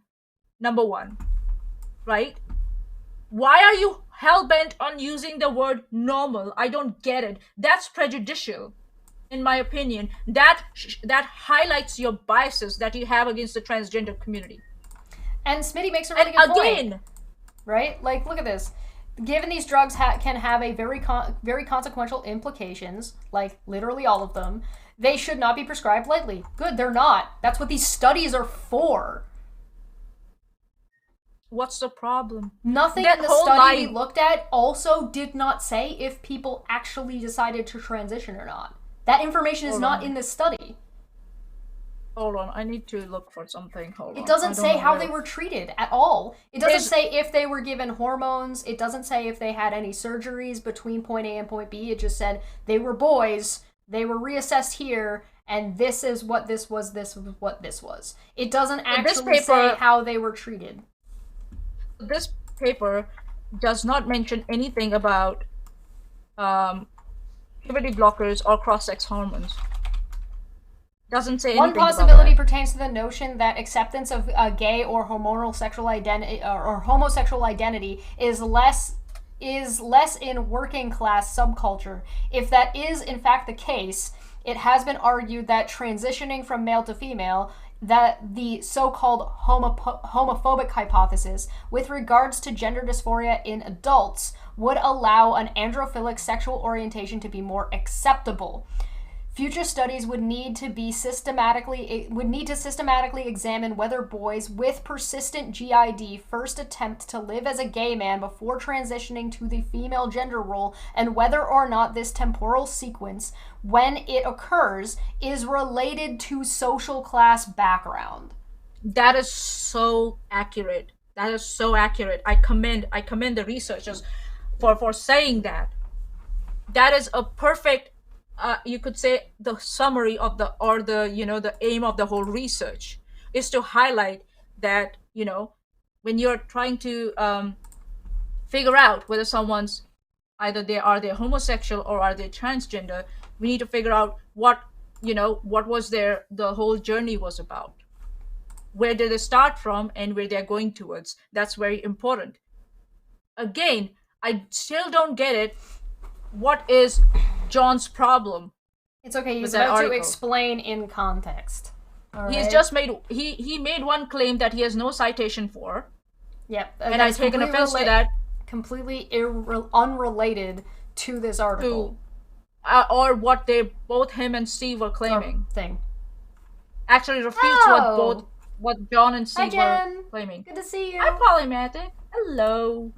In this context, it seems perfectly reasonable to ask how we can distinguish those adolescents suffering from gender dysphoria who might benefit from consequential pharmaceutical interventions, like Tylenol, from those who are better off without the drugs. Steve's rhetorical question, so he acknowledges again, it was rhetorical, and what was that rhetoric directed towards?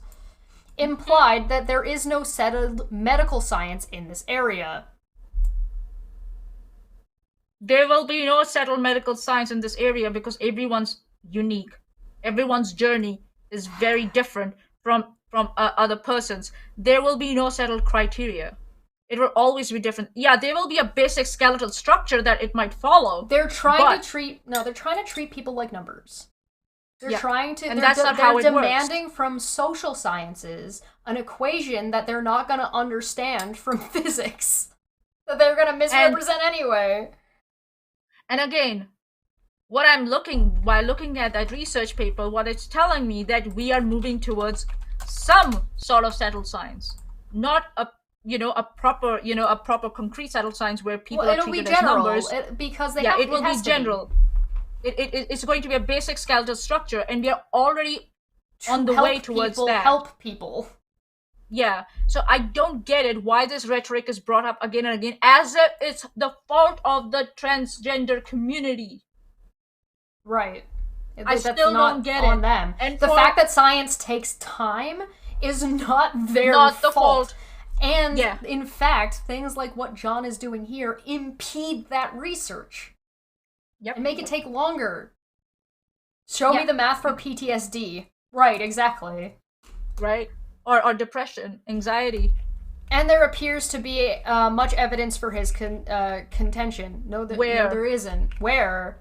A retrospective audit of the Gender Identity Development Services, or GIDS, in the UK found that the majority of patients with gender dysphoria did not go on to transition. That's fine. They don't have to. It's not. We already went over this. It doesn't matter. And that they couldn't predict which parties would and which would not. Yeah. Great. Doesn't matter. That's fine. I don't get it. Like, why? I don't know why this is a problem. Why this is a problem, and how does it back Steve's rhetorical question? How is that an evidence for Steve's rhetorical question? I don't get it. Because we have established already that a lot... Like, did he read the definition that he picked up from the Amnesty International website? No, but he also linked a Wikipedia article called Time to Think, the inside story of the collapse of Tavistock's gender service for children. So he's back to misrepresenting Tavistock, and instead of, reading the actual report... What's the summary? The overview? The book is it's a book! It's a book. Okay. What's the summary? Set up the Gender Identity Development Clinic for Children and Adolescents with the Department of Child Psychiatry at St. George's Hospital in September of 1989. In 1994, the clinic individual moved to Portman Clinic and became the part of the Tavistock and Portman NHS Foundation Trust. At the beginning, the work was largely therapy-based. They said that the outcome of that time was around 5% commit themselves to change of gender and 60 to 70% grew up homosexual. Oh, it's almost like there were standards, and they took care of those people as best as they could at that time, and had and had thresholds. And weird. In 2000s, there was a retrospective audit led by David Freeman looking at the records of 124 patients of the service had seen since opening. The audit found that the majority of patients did not go on to transition, and like they said, and that they could not predict which patients would be which. The audit showed that there was a very rare 2.5% of the sample for young people referred to GIDS to have no associated problems. 70% had more than 5 associated features. Common problems were associated with relationships, family, and mood. So you're saying that they didn't prescribe them transition cross-section, cross-sex hormones willy-nilly? Is that what the summary is? They didn't just randomly cut up children. I don't know how this makes your point for you. This is an insult to us and our audience. How does it back Steve's rhetorical question? It doesn't. You have not shown me the connection there, John. It doesn't. It does not. It does not. It actually shows the opposite of what you're complaining about. Do you read? Do you comprehend English, John? Or do you want me to give you lessons, especially academic English? Do you understand academic English or not? Moreover, an independent review that the service by Dr. Hilary Cass advised that the following change should be implemented in the UK. There needs to be agreement and guidance about the appropriate clinical assessment process that should take place at primary, secondary, and tertiary levels. This is a case review. Is that the one that we studied? No, this is the one that he referenced here. After he referenced the book. A Wikipedia article of a book that he probably didn't read. Yeah, no, but this article, this PDF, is that the one that we looked at last time? No, we have this one. This is the one that he linked. Hold on, we didn't look at this, I don't think. I'm looking for his one. Oh, here we go. Oh, you mean like, is this the review? So it's an independent review of gender identity service for children and young people interim report. It's an interim report. Okay. Hold on a minute. Context, current services, blah, blah, blah, blah, blah. Interim advice research, dealing with uncertainty. So it looks like it's looking into the cracks. That's what science does. Yeah. Again, just because it's not 100% foolproof, it's not the fault of the transgender community. I don't get it, like, why John and Steve don't understand that these questions do not lead to genuine, honest answers. They lead towards the demonization of the transgender community, as if all these inconsistencies... As if the bureaucracy issues are their fault. Their fault. Or any inconsistencies in the methods are the faults of the transgender community. They don't get it. They just don't get it. The actual rhetoric behind these questions. They just don't get it. The question that Steve referred to seems to be an open issue within medical science. No, well, if you want to say that, then it's part of all medical science, because there's always more data you can collect from any issue that everyone has. Yes. Psychology is so far behind physical medicine. Yeah. Far behind physical medicine. Yep. You really think trans people are getting access to the money that researchers need to be able to do the research you're condemning them for not having? Hello? The interests of adolescents suffering from gender dysphoria would appear to be well served by more research. Yeah, but that doesn't mean you don't help people. You only get the research by helping them and giving them access.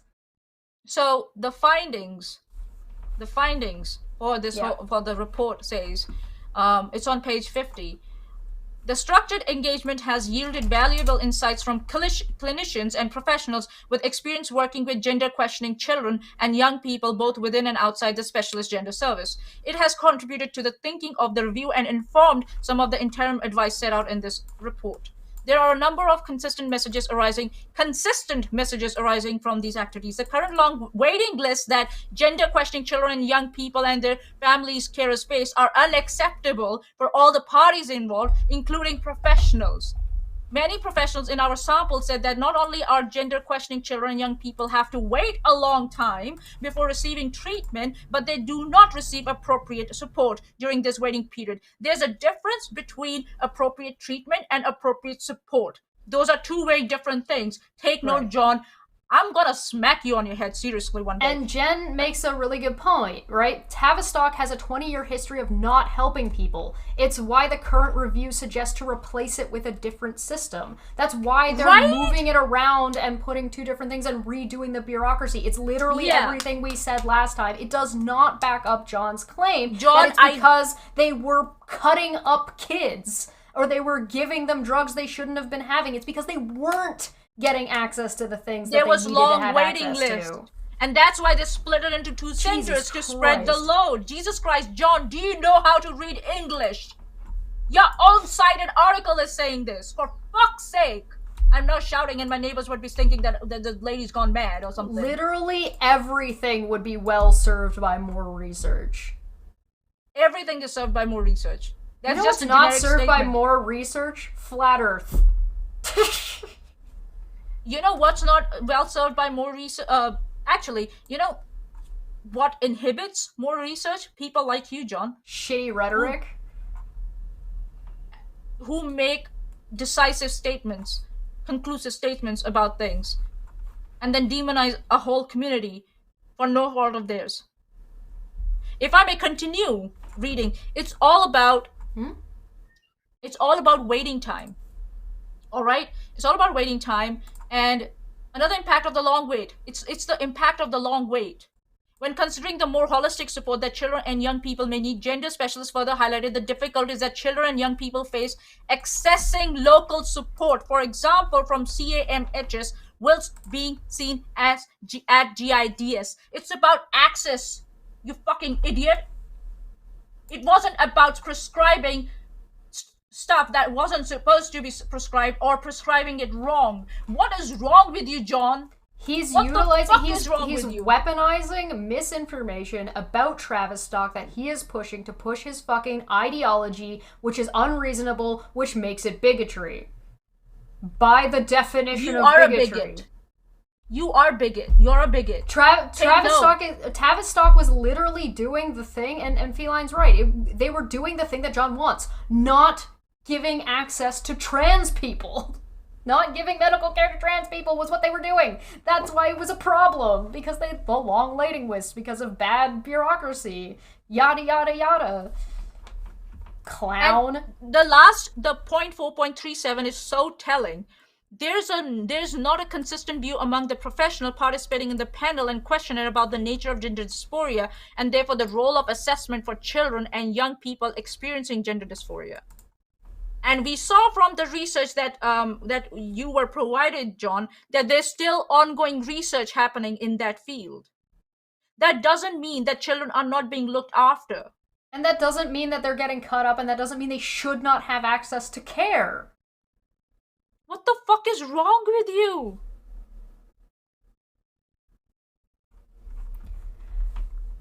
So, and also, just one more point before that, sorry. I have to, because I really need to rub it in. Yeah, do John, it. Because you get don't him. seem to get it. One of the points is, in order to support clinicians and professionals more widely, participants felt that there's a need for a robust evidence-based, consistent legal framework and clinical guidelines, a stronger assessment process, and different pathways options that holistically meet the needs of each gender questioning child or young person and their families and carers. It's talking about strengthening the criteria. You fucking asshat. It didn't get shut down to get rid of it. It's talking about making it better. What a moron.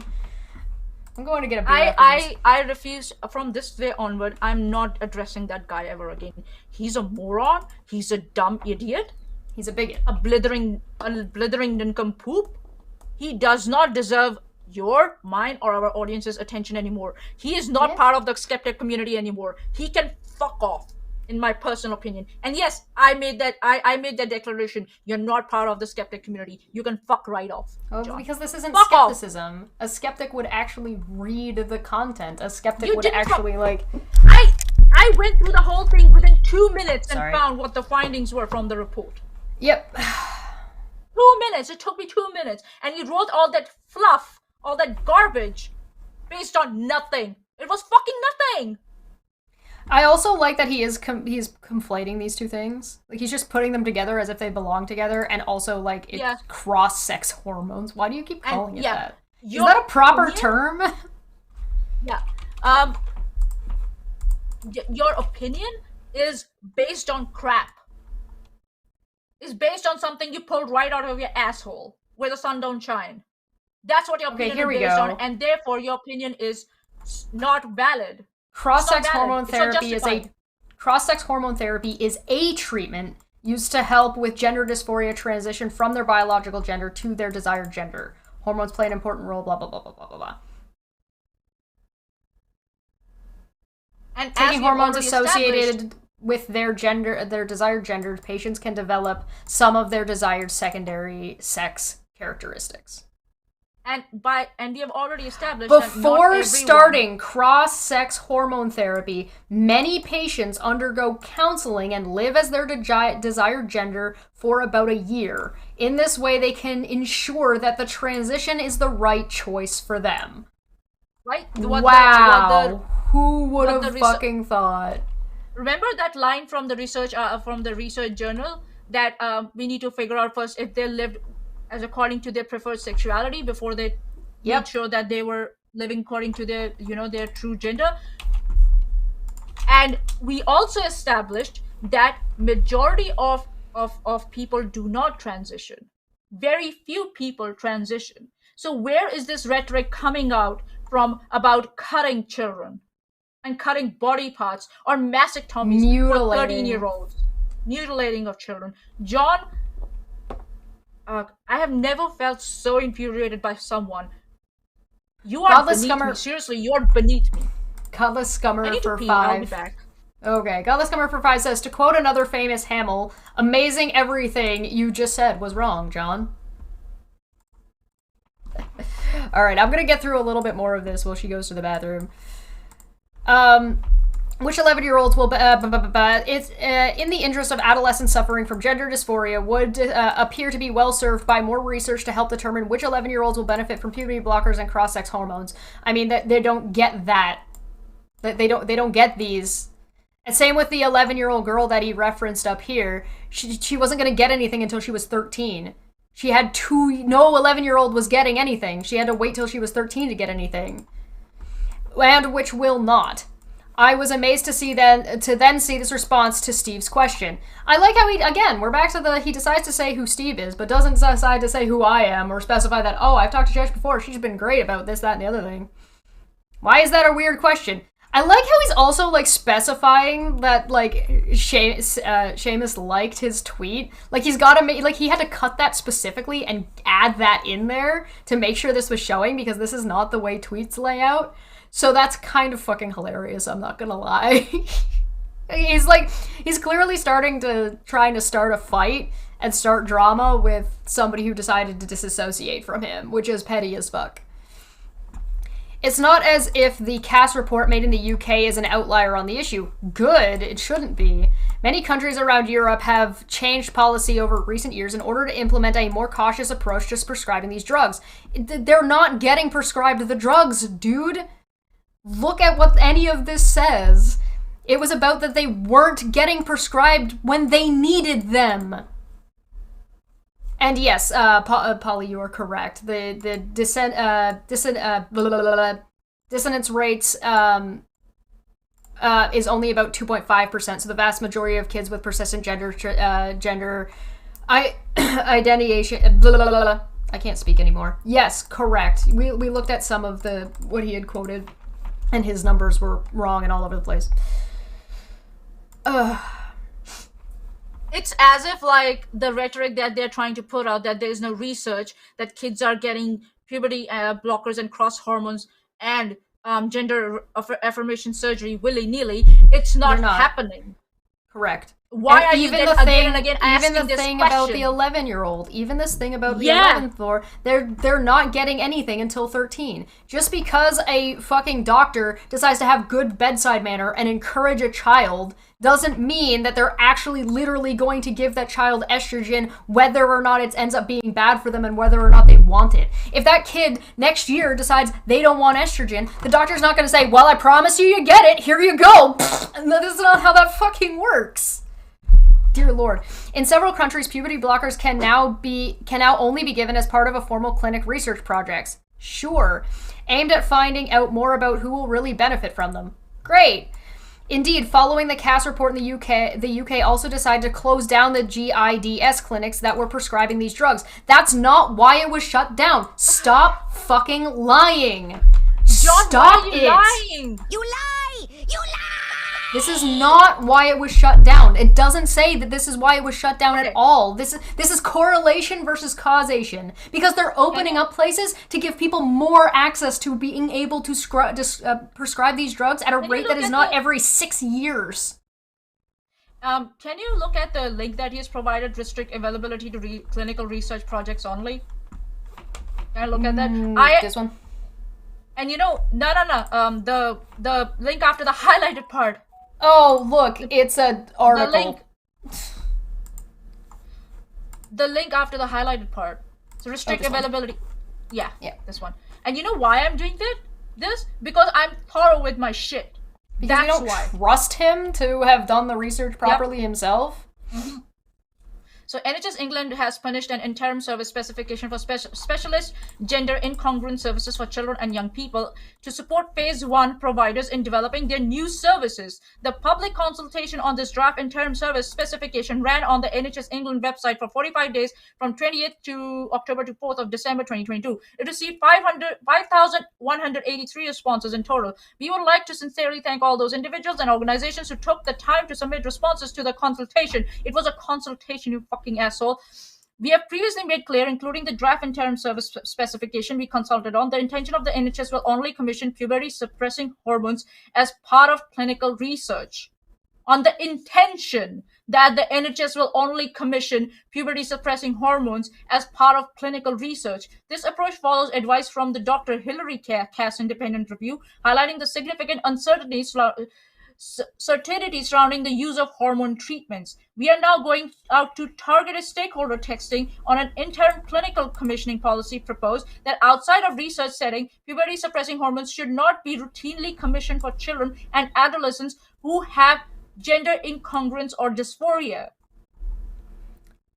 The purpose of the clinical policy is to formalize this commissioning approach and ensure that there is clarity on the position by the time new service providers begin seeing patients in the context of the new and final interim service specifications. They're specifying a criteria here. They're talking about interim services. So when people are in between what they're going to get, this is the care that they're getting between things. And this is making sure that people are getting the routinely commissioned for children and adolescents, because guess what? Jen is 100% correct. There is 0 point in giving blockers before puberty. Yep. No shit, Sherlock. No shit. Babbitt for 10 said, get Puck a treat or two. I wonder if begging for views and subs by using a cute little kitty makes Steve a femme-esque low hormone level loser. Kidding, just using Steve logic, but yeah, he did that. He was I don't even know what. Hold on, which website is this from? Which website is this on? This is England NHSU.UK. Okay, so it's the NHS. Yeah. But it's slightly different from what the findings were, but it's okay. If they're that's because this is just the latest update. This is just the update as of June. June of 2023. Yeah. And that interim report was in 2022. Right. If I'm not wrong. So this is as of June. They're just making changes and updates. Yeah. Where does it talk about closing down the clinic? For good? No, well, nowhere. Can you just... No matches for closing. Or shutting down. Oh, closing gaps, ensuring research expertise. Says nothing. So it's like they want to improve. Wow. Why are you then asking this question again and again, John? And look at the implementing advice from the cast review. I think so that's the same screenshot we just accessed, just to confirm. Yeah, it's the same screenshot. And again, you're showing a part of it. You're not showing the whole thing. Again, John, so that you can continue with your lies. You don't have my respect at all. Pointing to the uncertainties at every point I can get. Pointing to the uncertainties around which adolescents will benefit from consequential drug treatments. Stop calling it that. and which will not is not bigotry. That's not what we said was bigotry, you dumb fuck. The best interest of those suffering from gender dysphoria. You know what the bigotry is? Lying to justify care not being provided to people. That's bigotry on the basis that you don't like it. And that's not what you said. You didn't talk about uncertainties. You straight up questioned if there's any medical procedures available. And then you fucking lied about this 11-year-old to weaponize her against other trans people. You piece of garbage. You should be ashamed of yourself, John. She wasn't gonna get any access to anything until 13. So she self-reported, talked to the doctor assured her, which is what you're supposed to do, and then you do the assessment over the next 2 years, you fuck. And do you have any idea why they decided to prescribe the hormone-based medication, whatever, as part of case studies or research project? Because we still need more data. We still need more data. We don't have enough sample size. That's why. That's how research works, you idiot. You fucking idiot. So, that's the end of that one. Then we get our next one. So, yeah, good shit. He's so mad that Seamus is critical of him, which is kind of funny. Why wouldn't Seamus be critical of him? That makes total sense.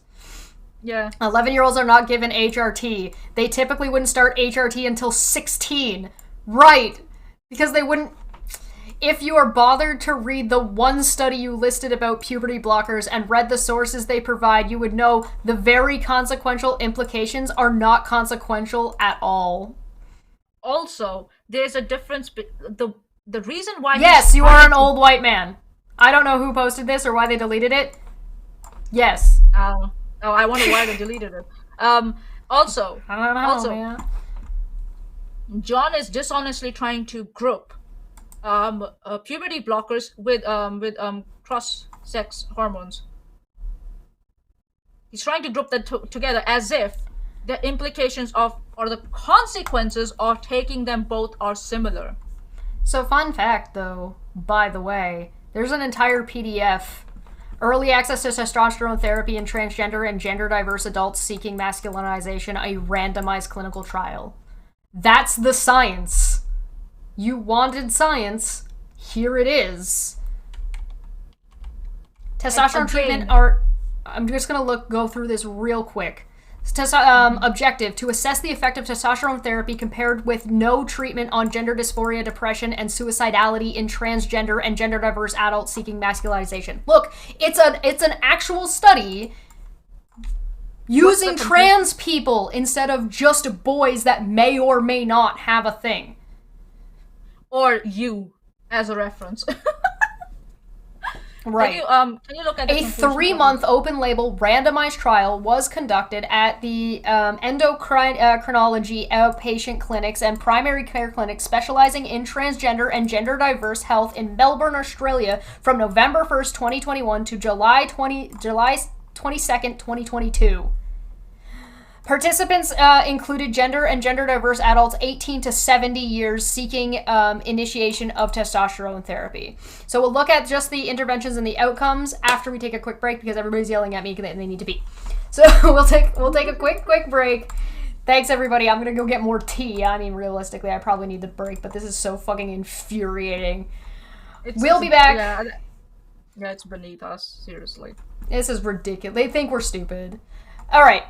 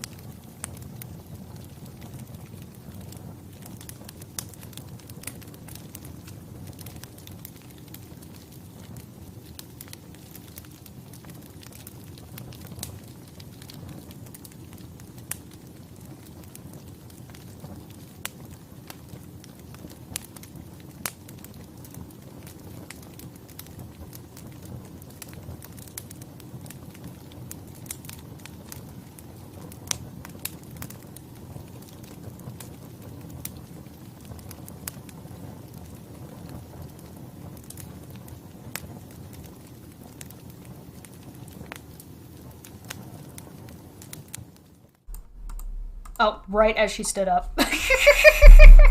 Sorry, Manya.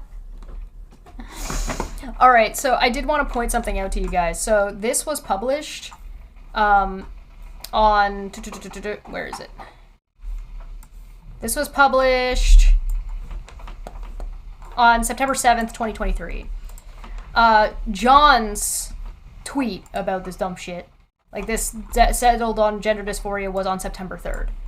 Meaning that this was not published by the time, like this was published after. However, you're muted. Okay. Yeah, this is the seventh versus the 3rd. Right? Couple of days are you later. telling me? Huh, yeah. Are you telling me he's pulling shit out of his ass then before that? Well, I'm telling you that their demand for studies and stuff and for whatever was literally being worked on, and they couldn't be bothered to go find that out. Wow. It's like, oh, you know, it's almost like we're working on it, and we've been working on it, and we're going to continue to work on it. No, you're cutting children's breasts and penises off. No. Yeah, because breasts are a thing that children have. All women are girls. So, just to look at the immediate initiation of testosterone commencement, the intervention group, or no treatment, standard care waiting list of 3 months before commencement. This design ensured no individuals would be waiting longer than the time to standard care. Main outcomes and measures. Put it on the screen. Oh, sorry. Whoops. My bad, guys. Sorry, I did blah, blah, blah. There it is. Hey, how come that other thing went away? Why are you gone? Uh-oh. Oh, there it is. Uh-oh. These are the supporters. Thanks for being members and Patreons and shit. This gets updated every month, probably.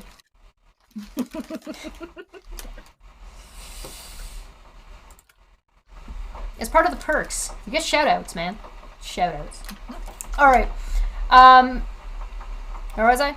Oh, the primary outcome was gender dysphoria as measured by the Gender Preoccupation and Stability Questionnaire. Secondary outcomes included the Patient Health Questionnaire-9, or the PHQ-9, to assess depression and suicidal ideation attribution scale, or the SIDAS, to assess suicidality. Questionnaires were undertaken at 0 and 3 months. The evaluable cohort was analyzed.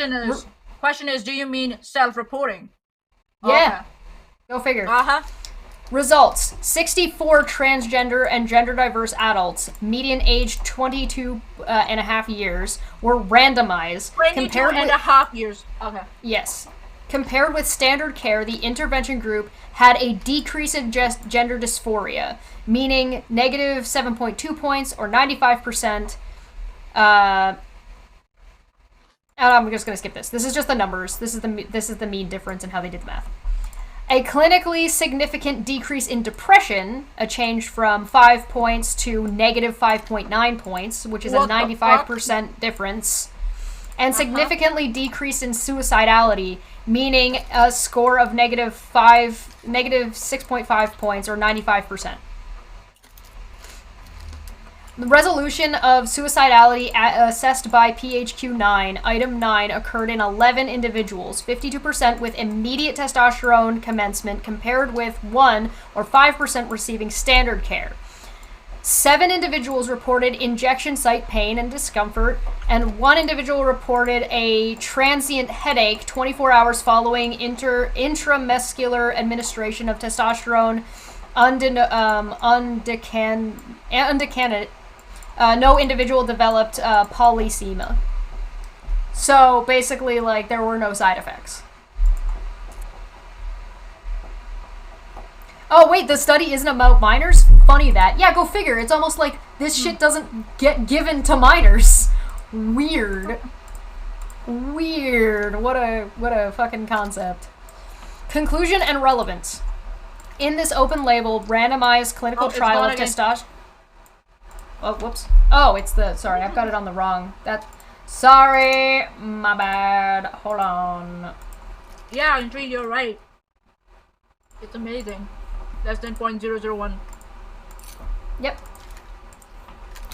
In the open-label randomized clinical trial of testosterone therapy in transgender and gender-diverse adults, immediate testosterone compared with no treatment significantly reduced gender dysphoria, depression, and suicidality in transgender and gender-diverse individuals desiring testosterone therapy.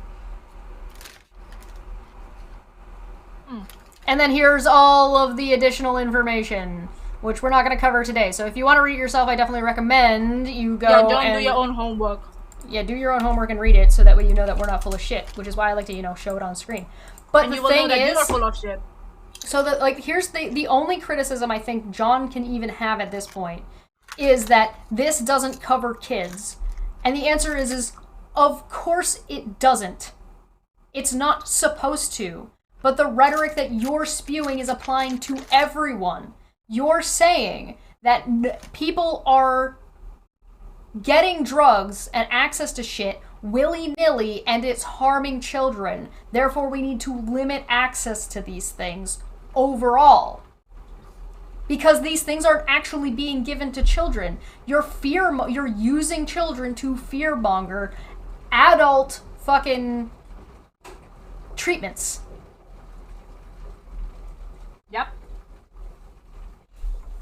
The files are in the computer? Oh, sorry, did I give you the PDF download? Sorry! Here you go, my Now, you gave a file path on your computer. Whoops, here you go. Whoopsie! Unga bunga. Yeah, it happens. So, but there would be, the only way to do a study like this on children would be to give these things to children, John! And still, they are not giving them before the puberty hits. It's around the time when the puberty starts. There's no point in doing puberty blockers on people who are prepubescent. And no kids are being cut open. You baka. Right. What is wrong with you, man? Seriously, what is wrong with you guys? This guy's a fucking absolute clown. So if you wanted scientific research about the effects of hormone therapy, it's less suicide in trans people. So maybe you should stop getting in the fucking way unless you want trans people to fucking die, you bigot. Yeah. So this last one is, how suggestible are 11-year-olds? Oh, that's his. Oh, it's not a research study. It's his own article. Okay. This is his article. If a distressed 11-year-old child reports they are trans, in quotes, we're still at the trans in quotes thing, should this be considered a reliable basis on which to describe life-altering medical interventions? I think not, but others disagree in interesting ways. That's not what we said, you asshole. That's not what we said. You're again misrepresenting us. You are lying. You're being a dishonest piece of shit. Number one, how do you know that now it's a distressed 11-year-old child. Before it was an 11-year-old child. That's it. And it was an 11-year-old child that wasn't prescribed anything. They had to wait until they were 13. Exactly. And this was never the question. The question is, can an 11-year-old self-report? John has yet to say anything or cite anything demonstrating that 11-year-olds cannot go to the doctor and say they have say they feel sick and might have a stomach ache. And I really hope in this blog, John is providing a link where it says that distressed 11-year-olds are not reliable. How does distress cause someone to be unreliable? Define distressed. Yeah. A suicidal person is distressed. A person in pain is distressed. A person with a broken arm is distressed. A depressed person, somebody with anxiety is depressed. I like how we both walked away. Like, this is so fucking stupid. Yeah, it's so like define it. It's not worth even like the screen time. Oh god! All right. How suggestible are 11-year-olds? I'm really all right. How many articles or how many things do you think he's going to link with none to early childhood development? Because these are adolescents. So I let's see. say 0. Here's the link for you fuckers so you can follow along and read at home. How suggestible are 11-year-olds? Why do you care? Because it seems like the only reason why you care is because trans people might get access to care. Yeah. You bigot. Has anyone who has spent time with children knows that kids say the darndest things? Did you actually What's the just link? link to fucking, like, what did you link to? he Oh, okay. links to explain his joke. Wow. What the fuck? You spent time to go and do this and couldn't be bothered to read some of your other things? This is so wildly understood that many TV programs exploit it for laughs. Are you familiar with the website? Okay, yeah, we're not watching Jimmy Kimmel. Kids will often repeat a phrase they have heard out of context or confidently... These are kids. Hold on. I want to see if it says the average age of the kids. No, but it's just a phrase. Well, yeah, but he's saying that these programs exploit children, but and then is about to apply it to other things, but none of this actually references how old the kids were. Yeah. They were kids, right? So this other one is like many TV programs exploit it. So I'm gonna mute this and I'm just gonna like skim through this real quick and we're gonna see how old this person is. 11? That's Vote in the 11. chat.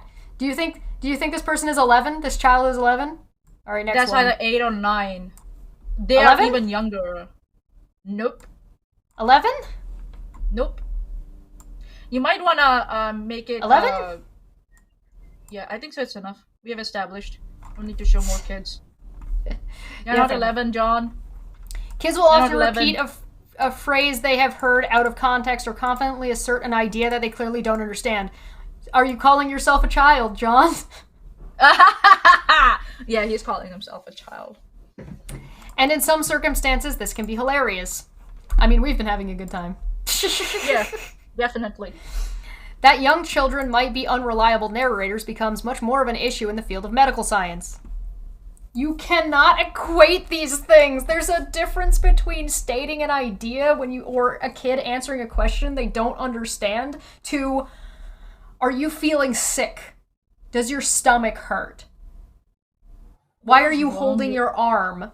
This tells me he has not played any part in the raising of his children. He's played no part. No part. He just had like a couple of conversations with his partner with whom he has had these kids, and he thinks that he has played a significant role in their life. You have not, John. I call bullshit. If this is what you're going to say. My God. When it comes to prescribing very consequential medical interventions, God, I'm for kids, gonna throw myself out of a stop. window.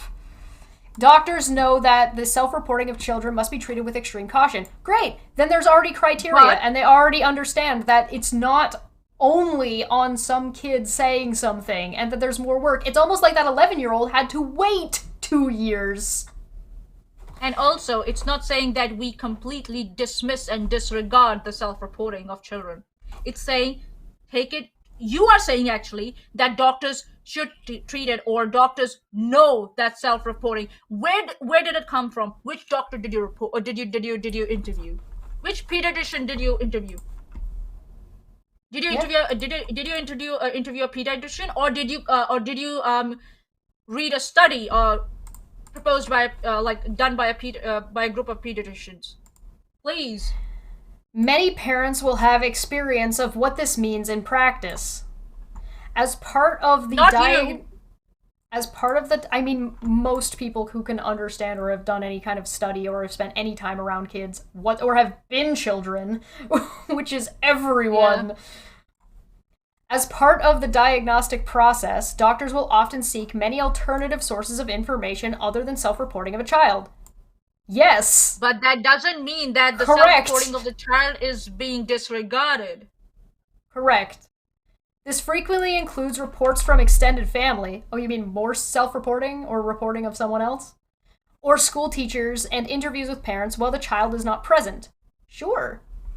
Even when talking directly with a child, doctor will often prioritize their own clinical judgment over the plain meaning of the words that a child might use.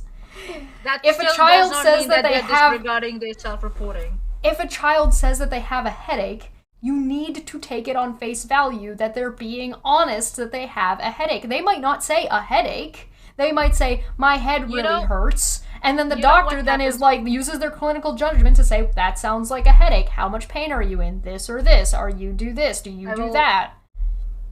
You know, when children, I'll just bring this up. It's triggering content, so anyone, it's about child sexual abuse. You know, when children, when they report sexual abuse, they talk about, oh, my tummy's hurting, my head is hurting, you know, my back is hurting.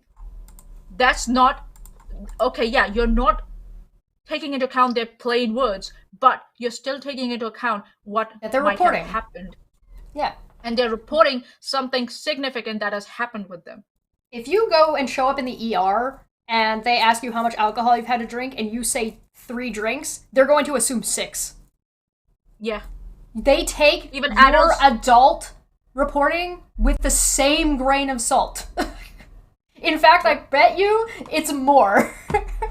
How do you think that 11-year-old children self-report sexual abuse, John? That's a good question. They are able to self-report. Well, obviously not. Or if they do, they shouldn't be taken seriously. Yeah, if they can't use the technical terms, it should be disregarded, right? Well, I like how this entire time he's acknowledging 2 weeks later, he's now acknowledging that doctors take into account children's self-reporting when he was completely dismissing it in the last article and the article before that and in the tweet threads. So now he's admitting it. Yeah. So he's trying to move the goalpost to say that can they be suggestible. When was this published? When was this published? When was this article? When was this blog published? I'm looking. Calm down. Yeah, sorry. I need to get to the bottom. Did I go too far? Denial of it. Oh god, here we go. September 14th. This is the newest one. This was published yesterday. He did that. So he changed his stance slightly to accommodate for all the bullshit that we pointed out that he was spewing. He didn't even change his stance. He changed. He changed the wording. question. He moved changed the question. The goalposts. Yes, he did. And I think so on that basis, we don't have to go through this whole article at all. For the simple fact that he moved the goalposts. Mm-hmm. The fact that the self-report of shit on John, and the fact that you didn't, like, when did he publish it? On Twitter? When did he link it on Twitter? September 15. What time is what? Was it my time? And April makes a really good point as well. What happens when puberty blockers get banned for minors and children who would normally use that medication for endometriosis or certain types of cancer where these drugs are the standard? Yeah. John, do you know about that field? I bet you don't because you have never spoken to a pediatrician. I bet you he doesn't. I bet you this is the first time he's ever heard that a young girl can have endometriosis. Because he doesn't think about, like, he doesn't know enough about not only medical or children or women. You don't know that, like, he doesn't realize that women have uterus the whole time. and the consequences of denying certain medication to children. How life-threatening it can be. You want to know the consequences of denying medication to children? Yeah. Suicide rates? Yeah. Yep. You want to have a look into that? The result, the thing is that he doesn't understand, or he does, maybe it's more nefarious. He doesn't understand that the result of his rhetoric, the result of what he's saying, the actual, if you were to practically put into practice what he is doing, ends up with more dead children and more dead trans people. Across the board. Just because a man decided that willy-nilly, did no research and decided willy-nilly that something's happening in a medical community or in medical bureaucracy, that is not happening, we should deny children health care. And should we give him that information? I think he should look it up. I think Mr. Sirius said he should needs to Google look it up. I'm not He doing should any Google work it. for him anymore. Yeah, he should Google it. Fuck him. And also, all the time when we did the live stream and stuff, we tagged him, right? I made it a point of tagging him. Yeah, he know. When he published this stupid article, he didn't tag you or me. And all the other ones, he didn't tag us. Nope. We tagged him. I tagged him today too, when we were going to start the live stream. I think so with the previous one also I tagged him. Oh, you mean the guy calling everybody cowards decided not to show up? Mm-hmm. The muter shows up in the mail at 18. Yeah.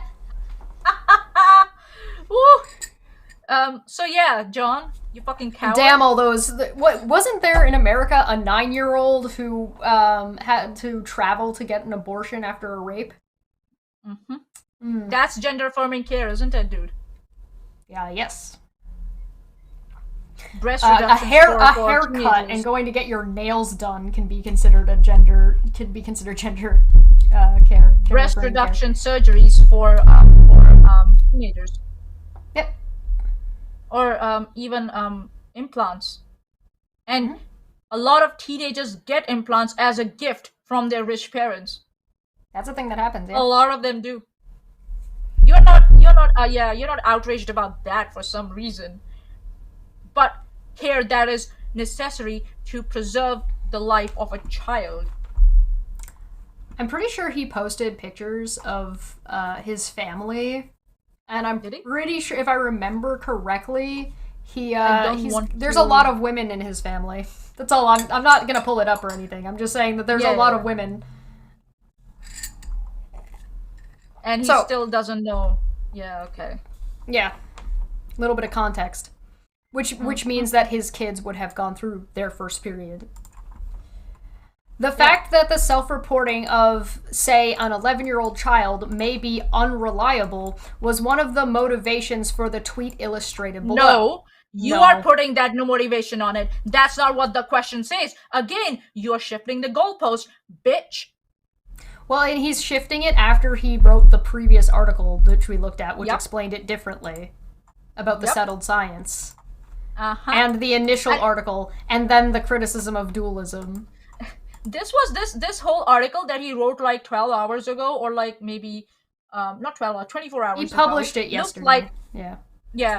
It's like he's trying to save face now by changing goalposts and assigning intent or motivation to someone else's statement, so you can redefine your motivation and intention behind a question. If this was the result and this was actually the response, then you would notice that they didn't get to do anything until 13.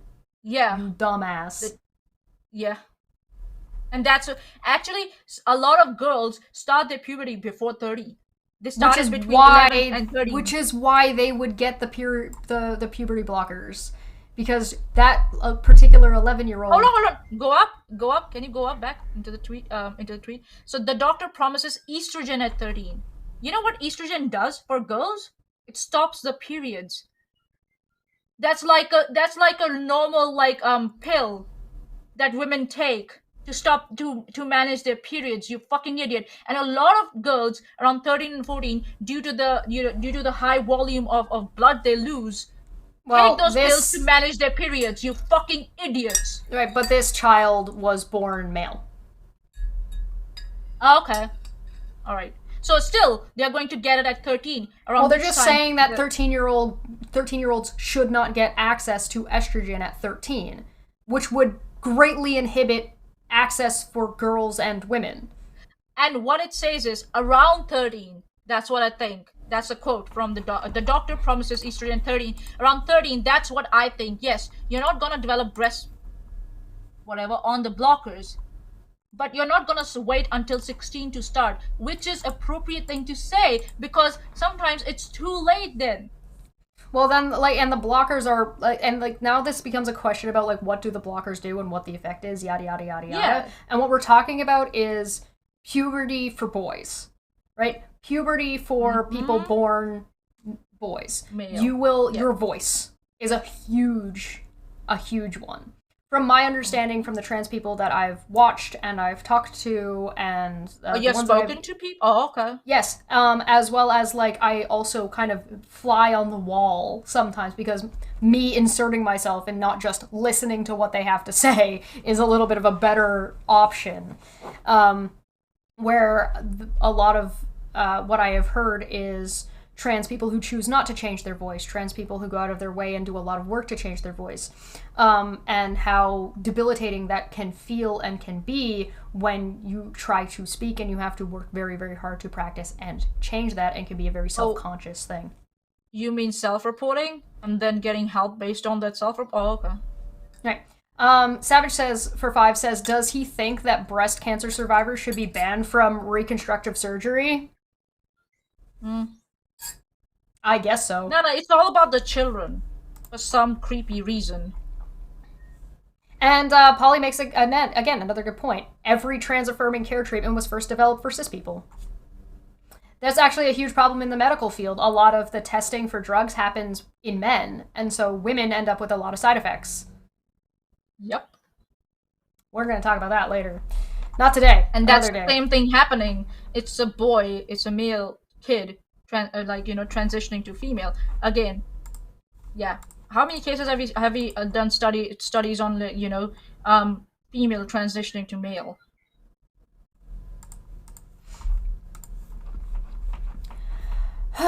So this 11-year-old would be going from male to female. Yeah. 11-year-old being given puberty blockers with a promise that cross-sex hormones would follow shortly thereafter. 2 years!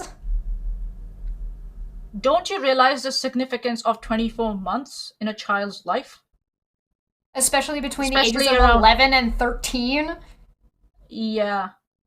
John, weren't you 11 at one point? Of which they would then be also getting and having follow-up appointments, and where they would be living as their preferred gender to then decide if they want to go with it or decide not to, or if they decide to put a pause on it to give them time and the doctor's time to do that assessment that you were talking about. And they're trying to imply that the doctor will not change their mind, Leah. Mm-hmm. You're trying to imply that, they're promising estrogen. I think so. If we read the article, what they must be promising is gender-affirming care, which can come in various forms. It's not just promising blockers. It might be them just assuring, listen, if you will need estrogen, we will provide you estrogen. That's what it is. Yep. And to word it this way, again, a dishonest attempt. How dare a doctor try to assure a child that is not well?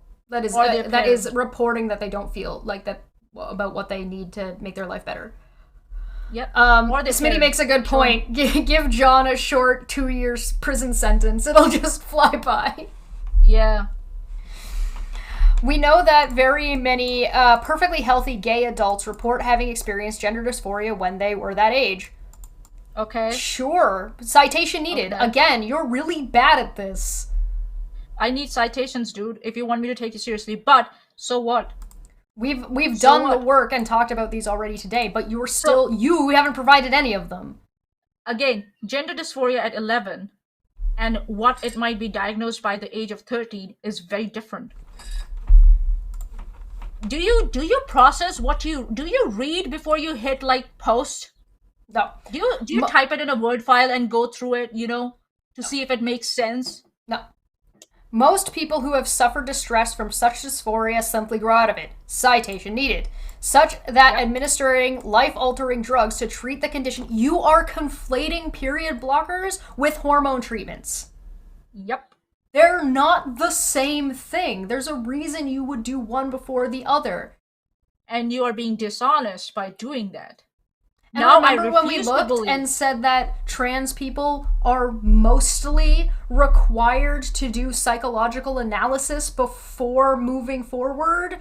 You think that 11-year-old's just not gonna, shouldn't get that?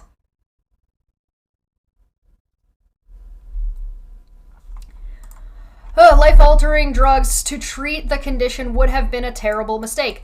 That's what the blockers are for. That's what the 2-year assessment time is for. You clown. I refuse and to guess believe what? that John... Not doing the blockers means that they are getting those changes, some of which are irreversible. Like your voice changing. Mm-hmm. Whereas the blockers will only slow down that process for a while, and then if you go off them and decide not to do anything, your voice is gonna drop and your testes will drop. Good job. Your voice will drop, your testes will drop, your bone density will change, your skeletal structure will change. All that stuff dependent on the hormone that's flowing in your body, the dominant hormone. And now I refuse to believe that John and Steve, they both are approaching this from a naivety point or a innocence point. This is clearly agenda to demonize a community. In this context, it makes sense to ask how we can distinguish those 11-year-olds who will benefit from puberty blockers and cross-sex hormones from children who will otherwise grow up to be a healthy young adult in just a few years. It's almost like 11-year-olds aren't getting it. It's almost like this is something that is, you take that 2 years and the doctors make that assessment. It has nothing to do with you or your spirit, John. Stop implying that your Cartesian dualism, dipshit. God. The thing is like, it's a matter of, it's like, well, how do we decide this? There's answers to these questions. These aren't things that are not out there, that are not getting out there. Go ask. Go fucking ask. In relation, this is what I mean. It doesn't make sense to ask this question, especially not in this way. Cookies, my dude, cookies. He's also implying that being trans is not being a healthy human. Correct. That's a huge slip in here. Because right here he says, we know that perfectly healthy gay adults report having experienced gender dysphoria, implying that if they decide to transition, they are unhealthy. What the fuck is wrong with you, John? He's a bigot. Again, he's a bigot. He's a fucking bigot. It's literally in his language, and he doesn't even realize it's there. Like, you're telling on yourself, dude. In relation to this decision, the stakes are higher than most 11-year-olds could understand at that age. Prove it. Citation needed. Whereas studies show that childhood gender dysphoria will naturally desist over time in a very large majority of cases. Incorrect, we looked at that. Pharmaceutical interventions often leave patients sterile and suffering from other serious medical conditions. All right, let's take a look at this one. NIH. Abstract.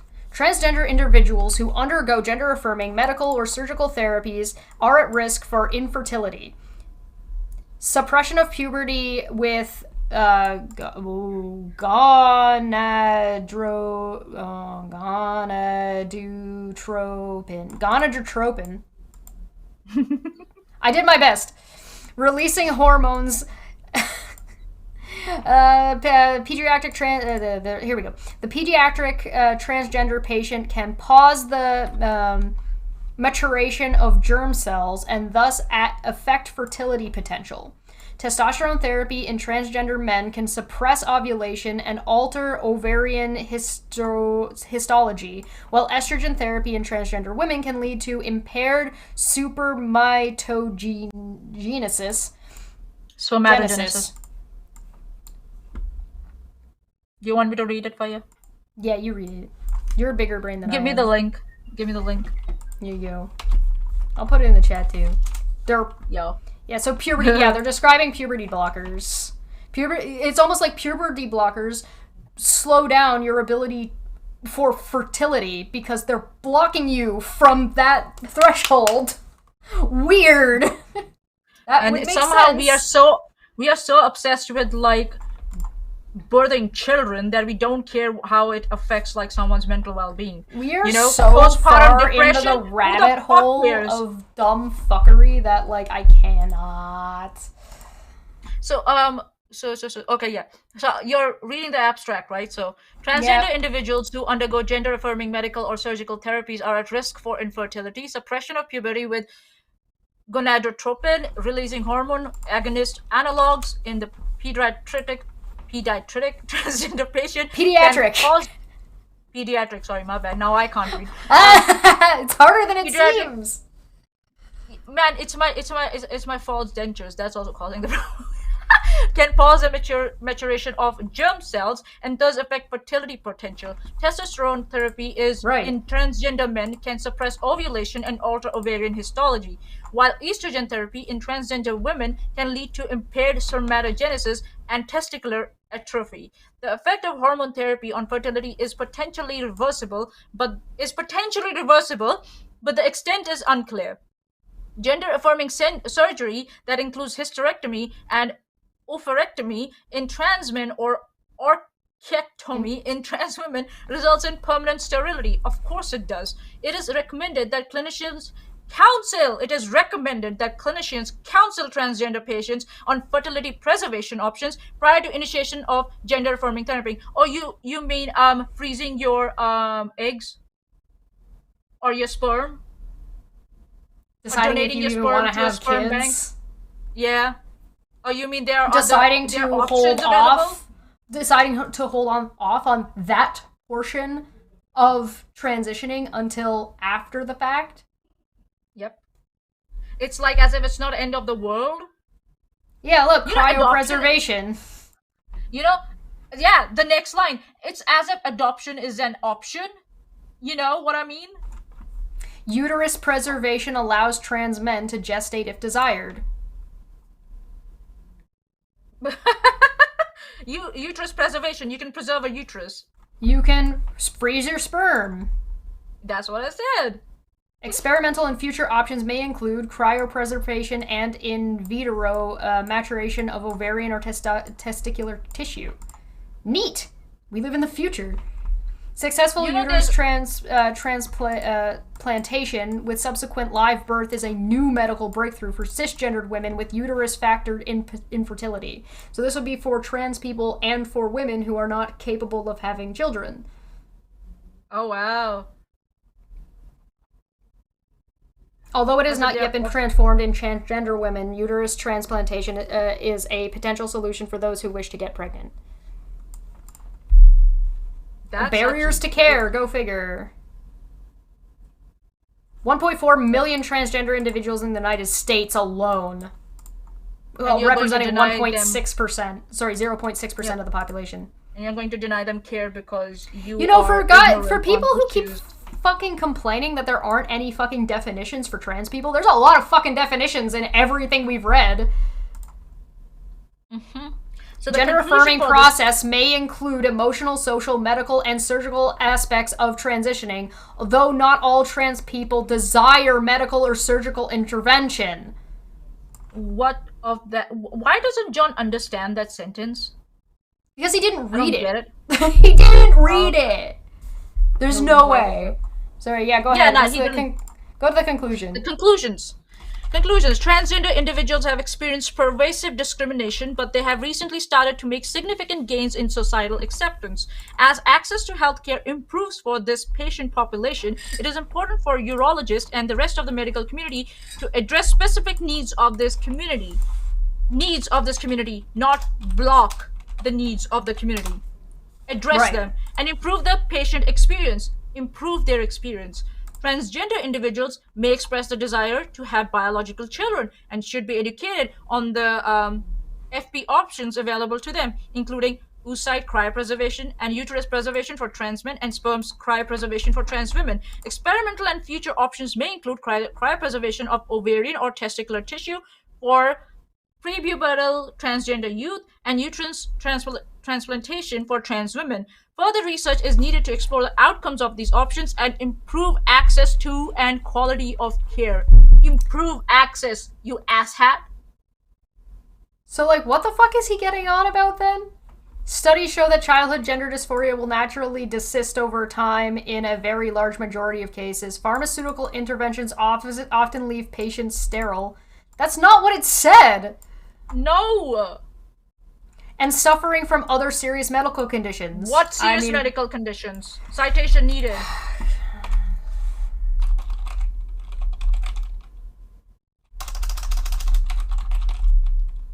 can't use that. That's too...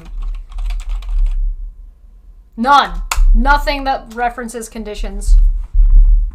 So okay, this guy doesn't know how to read journals and research papers. He doesn't know how to cite them. He's full of shit. And the irony is that he thinks that he's right. And doesn't want to listen to people who are giving him criticism. People who know what the fuck they're talking about. Stonebutt said if John is watching this stream, this will be the first time he's discovering the content of the study he linked. Exactly. I'm not surprised, actually. Consequently, it is not only perfectly rational to ask how we can be certain that these treatments are being prescribed for the correct patients, it's hugely important to have confidence that the prescription of life-altering drugs is appropriate for 11-year-olds who cannot self-report reliably. You did not demonstrate that 11-year-olds cannot self-report reliably. You didn't do that at all. You said so that article... doctors take children's reporting. Words with a grain of salt and then apply their medical knowledge to it, like they do with literally everybody. Yeah.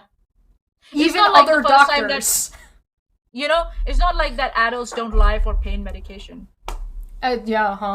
It's not like adults don't lie about the amount of alcohol they consume. It's not like adults don't lie like 24/7 all the time. It's not like adults lie about playing a part in their children's life when they have played none. He keeps flip-flopping back and forth about whether the question is literal or whether the question is rhetorical, and refuses to address the issues with the rhetoric. And he's switching the goalposts a lot. So much so now that I am forced to justifiably believe that he's full of shit and he's dishonest and he's lying on purpose. In fact, it's clear that this question, as posed, is rhetorical. Yeah, we know. That was never in question. Yeah. That doesn't mean that we can't criticize you for it. You can criticize the rhetoric. Yep. You can also just be funny and take it literally on purpose because it's funny. Since there is no widely agreed set of medical criteria to effectively determine which 11-year-olds are trans, again, trans in quotes, stop being a fucking bigot. There is medical criteria, and some of it is agreed upon, and there's some that is not, and there's some that is in flux right now. That's not a bad thing. Moreover, without any consensus on this topic, now this is after, so this exists. Yeah, and that's what I'm saying. He's so biased that he doesn't want to see that he doesn't want to accept that he might be wrong. He's so scared out to look for things that might prove him wrong. And Jen makes another good point. Also, he didn't demonstrate. Are they getting these drugs for transgender care? Puberty blockers are not prescribed till stage 2. So very few would get them before 13. Yes, there would be exceptions for some children that are going, like some adolescents that are going through puberty earlier. That's what those assessments are for. And also, I did do the favor to John by tagging him when we did our last stream about his bullshit. And this stream as well. And this stream as well. And he didn't do us the courtesy, number one, of addressing us directly, that he knows us, because he knows us, and tagging us when he released that stupid article 24 hours ago. Yep. It's as if like he's trying to sneak in a rhetoric behind our back because he's scared. The little boy is scared that we are going to shred his rhetoric into pieces. And that's what we're doing. Moreover, without any consensus on the topic, it is inevitable that there will be significant inconsistencies in the practice of various clinics, with the danger that gender transition interventions are applied to some children too quickly. You know, it seems really, really, really, really interesting to me that your concern is not for children on a whole. It's only concerning if cis children and not trans children are getting something that maybe they don't need too early. You're not concerned about the trans kids. You're not concerned about children in general. You're only worried about cis kids. Weird. This is exactly what happened at the Gender Identity Development Service, GIDS, which operates across the UK. Hannah Barnes is a journalist from the flagship BBC Newsnight program. She has reported how an internal GIDS audit, why wouldn't you just use the audit, demonstrated that their clinic could not tell which gender dysphoric children would go on to transition as adults. But that's not a problem. That is a non-issue. Yeah, initially when you... Okay. Being transgender is a subset of gender dysphoria. Does he know that or not? It starts with the umbrella of gender dysphoria, and then it's streamlined or filtered whether the person is a transgender or not. You idiot. So yes, there will be no criteria in the beginning to specify whether the child has gender dysphoria or they are actually transgender. That goes further down when you do the assessment. It's part of a process. Right. And I refuse to believe that that's what she was reporting, because I know John is always full of shit and he's always lying. So I would like to click on that link and check it out, because I refuse to believe what he's claiming. I love how he says there is no consensus when the vast majority of medical fraternity are in consensus. Yeah, he's doing the thing. He's doing that thing that flat earthers do. He's doing the thing that where's the transitional fossils? Yep. Oh, look, it's this one again. No, it's not that one, if I'm not wrong. Is it that one? No, I just opened it. Oh, okay. This is... Oh, okay. It's that same thing. Okay. Dude, I refuse to believe you. We already went over how that's not the case. He's just repeating himself. Yep. You're a liar, and he's trying to repeat himself with a different... he's moving the goalpost to try to reframe to make what he said before make more sense, and it still fails. And it's still not sensible at all. Nonsense. In the short video clip, Hannah Barnes describes how the same question that is described as in the tweet illustrated above, the UK government to close down. That's not the case. We know that's a fucking lie. So even if that is the case in this video, we already know it's bullshit anyway. Why aren't you going to the initial source? He's trying to sell his book. Why? He's trying to sell a book, you idiot. Why? He will sensationalize it. Sorry. Go ahead. That's her. Why aren't you using the primary source, John? Why do you insist on not using the primary source for the audit? Why aren't you using the audit itself? Are you not confident in yourself? That we know that you don't know how to read journal articles and how to cite resources, so maybe that's why you're depending on others to do the interpretation for you. And you're going to the sources that are biased.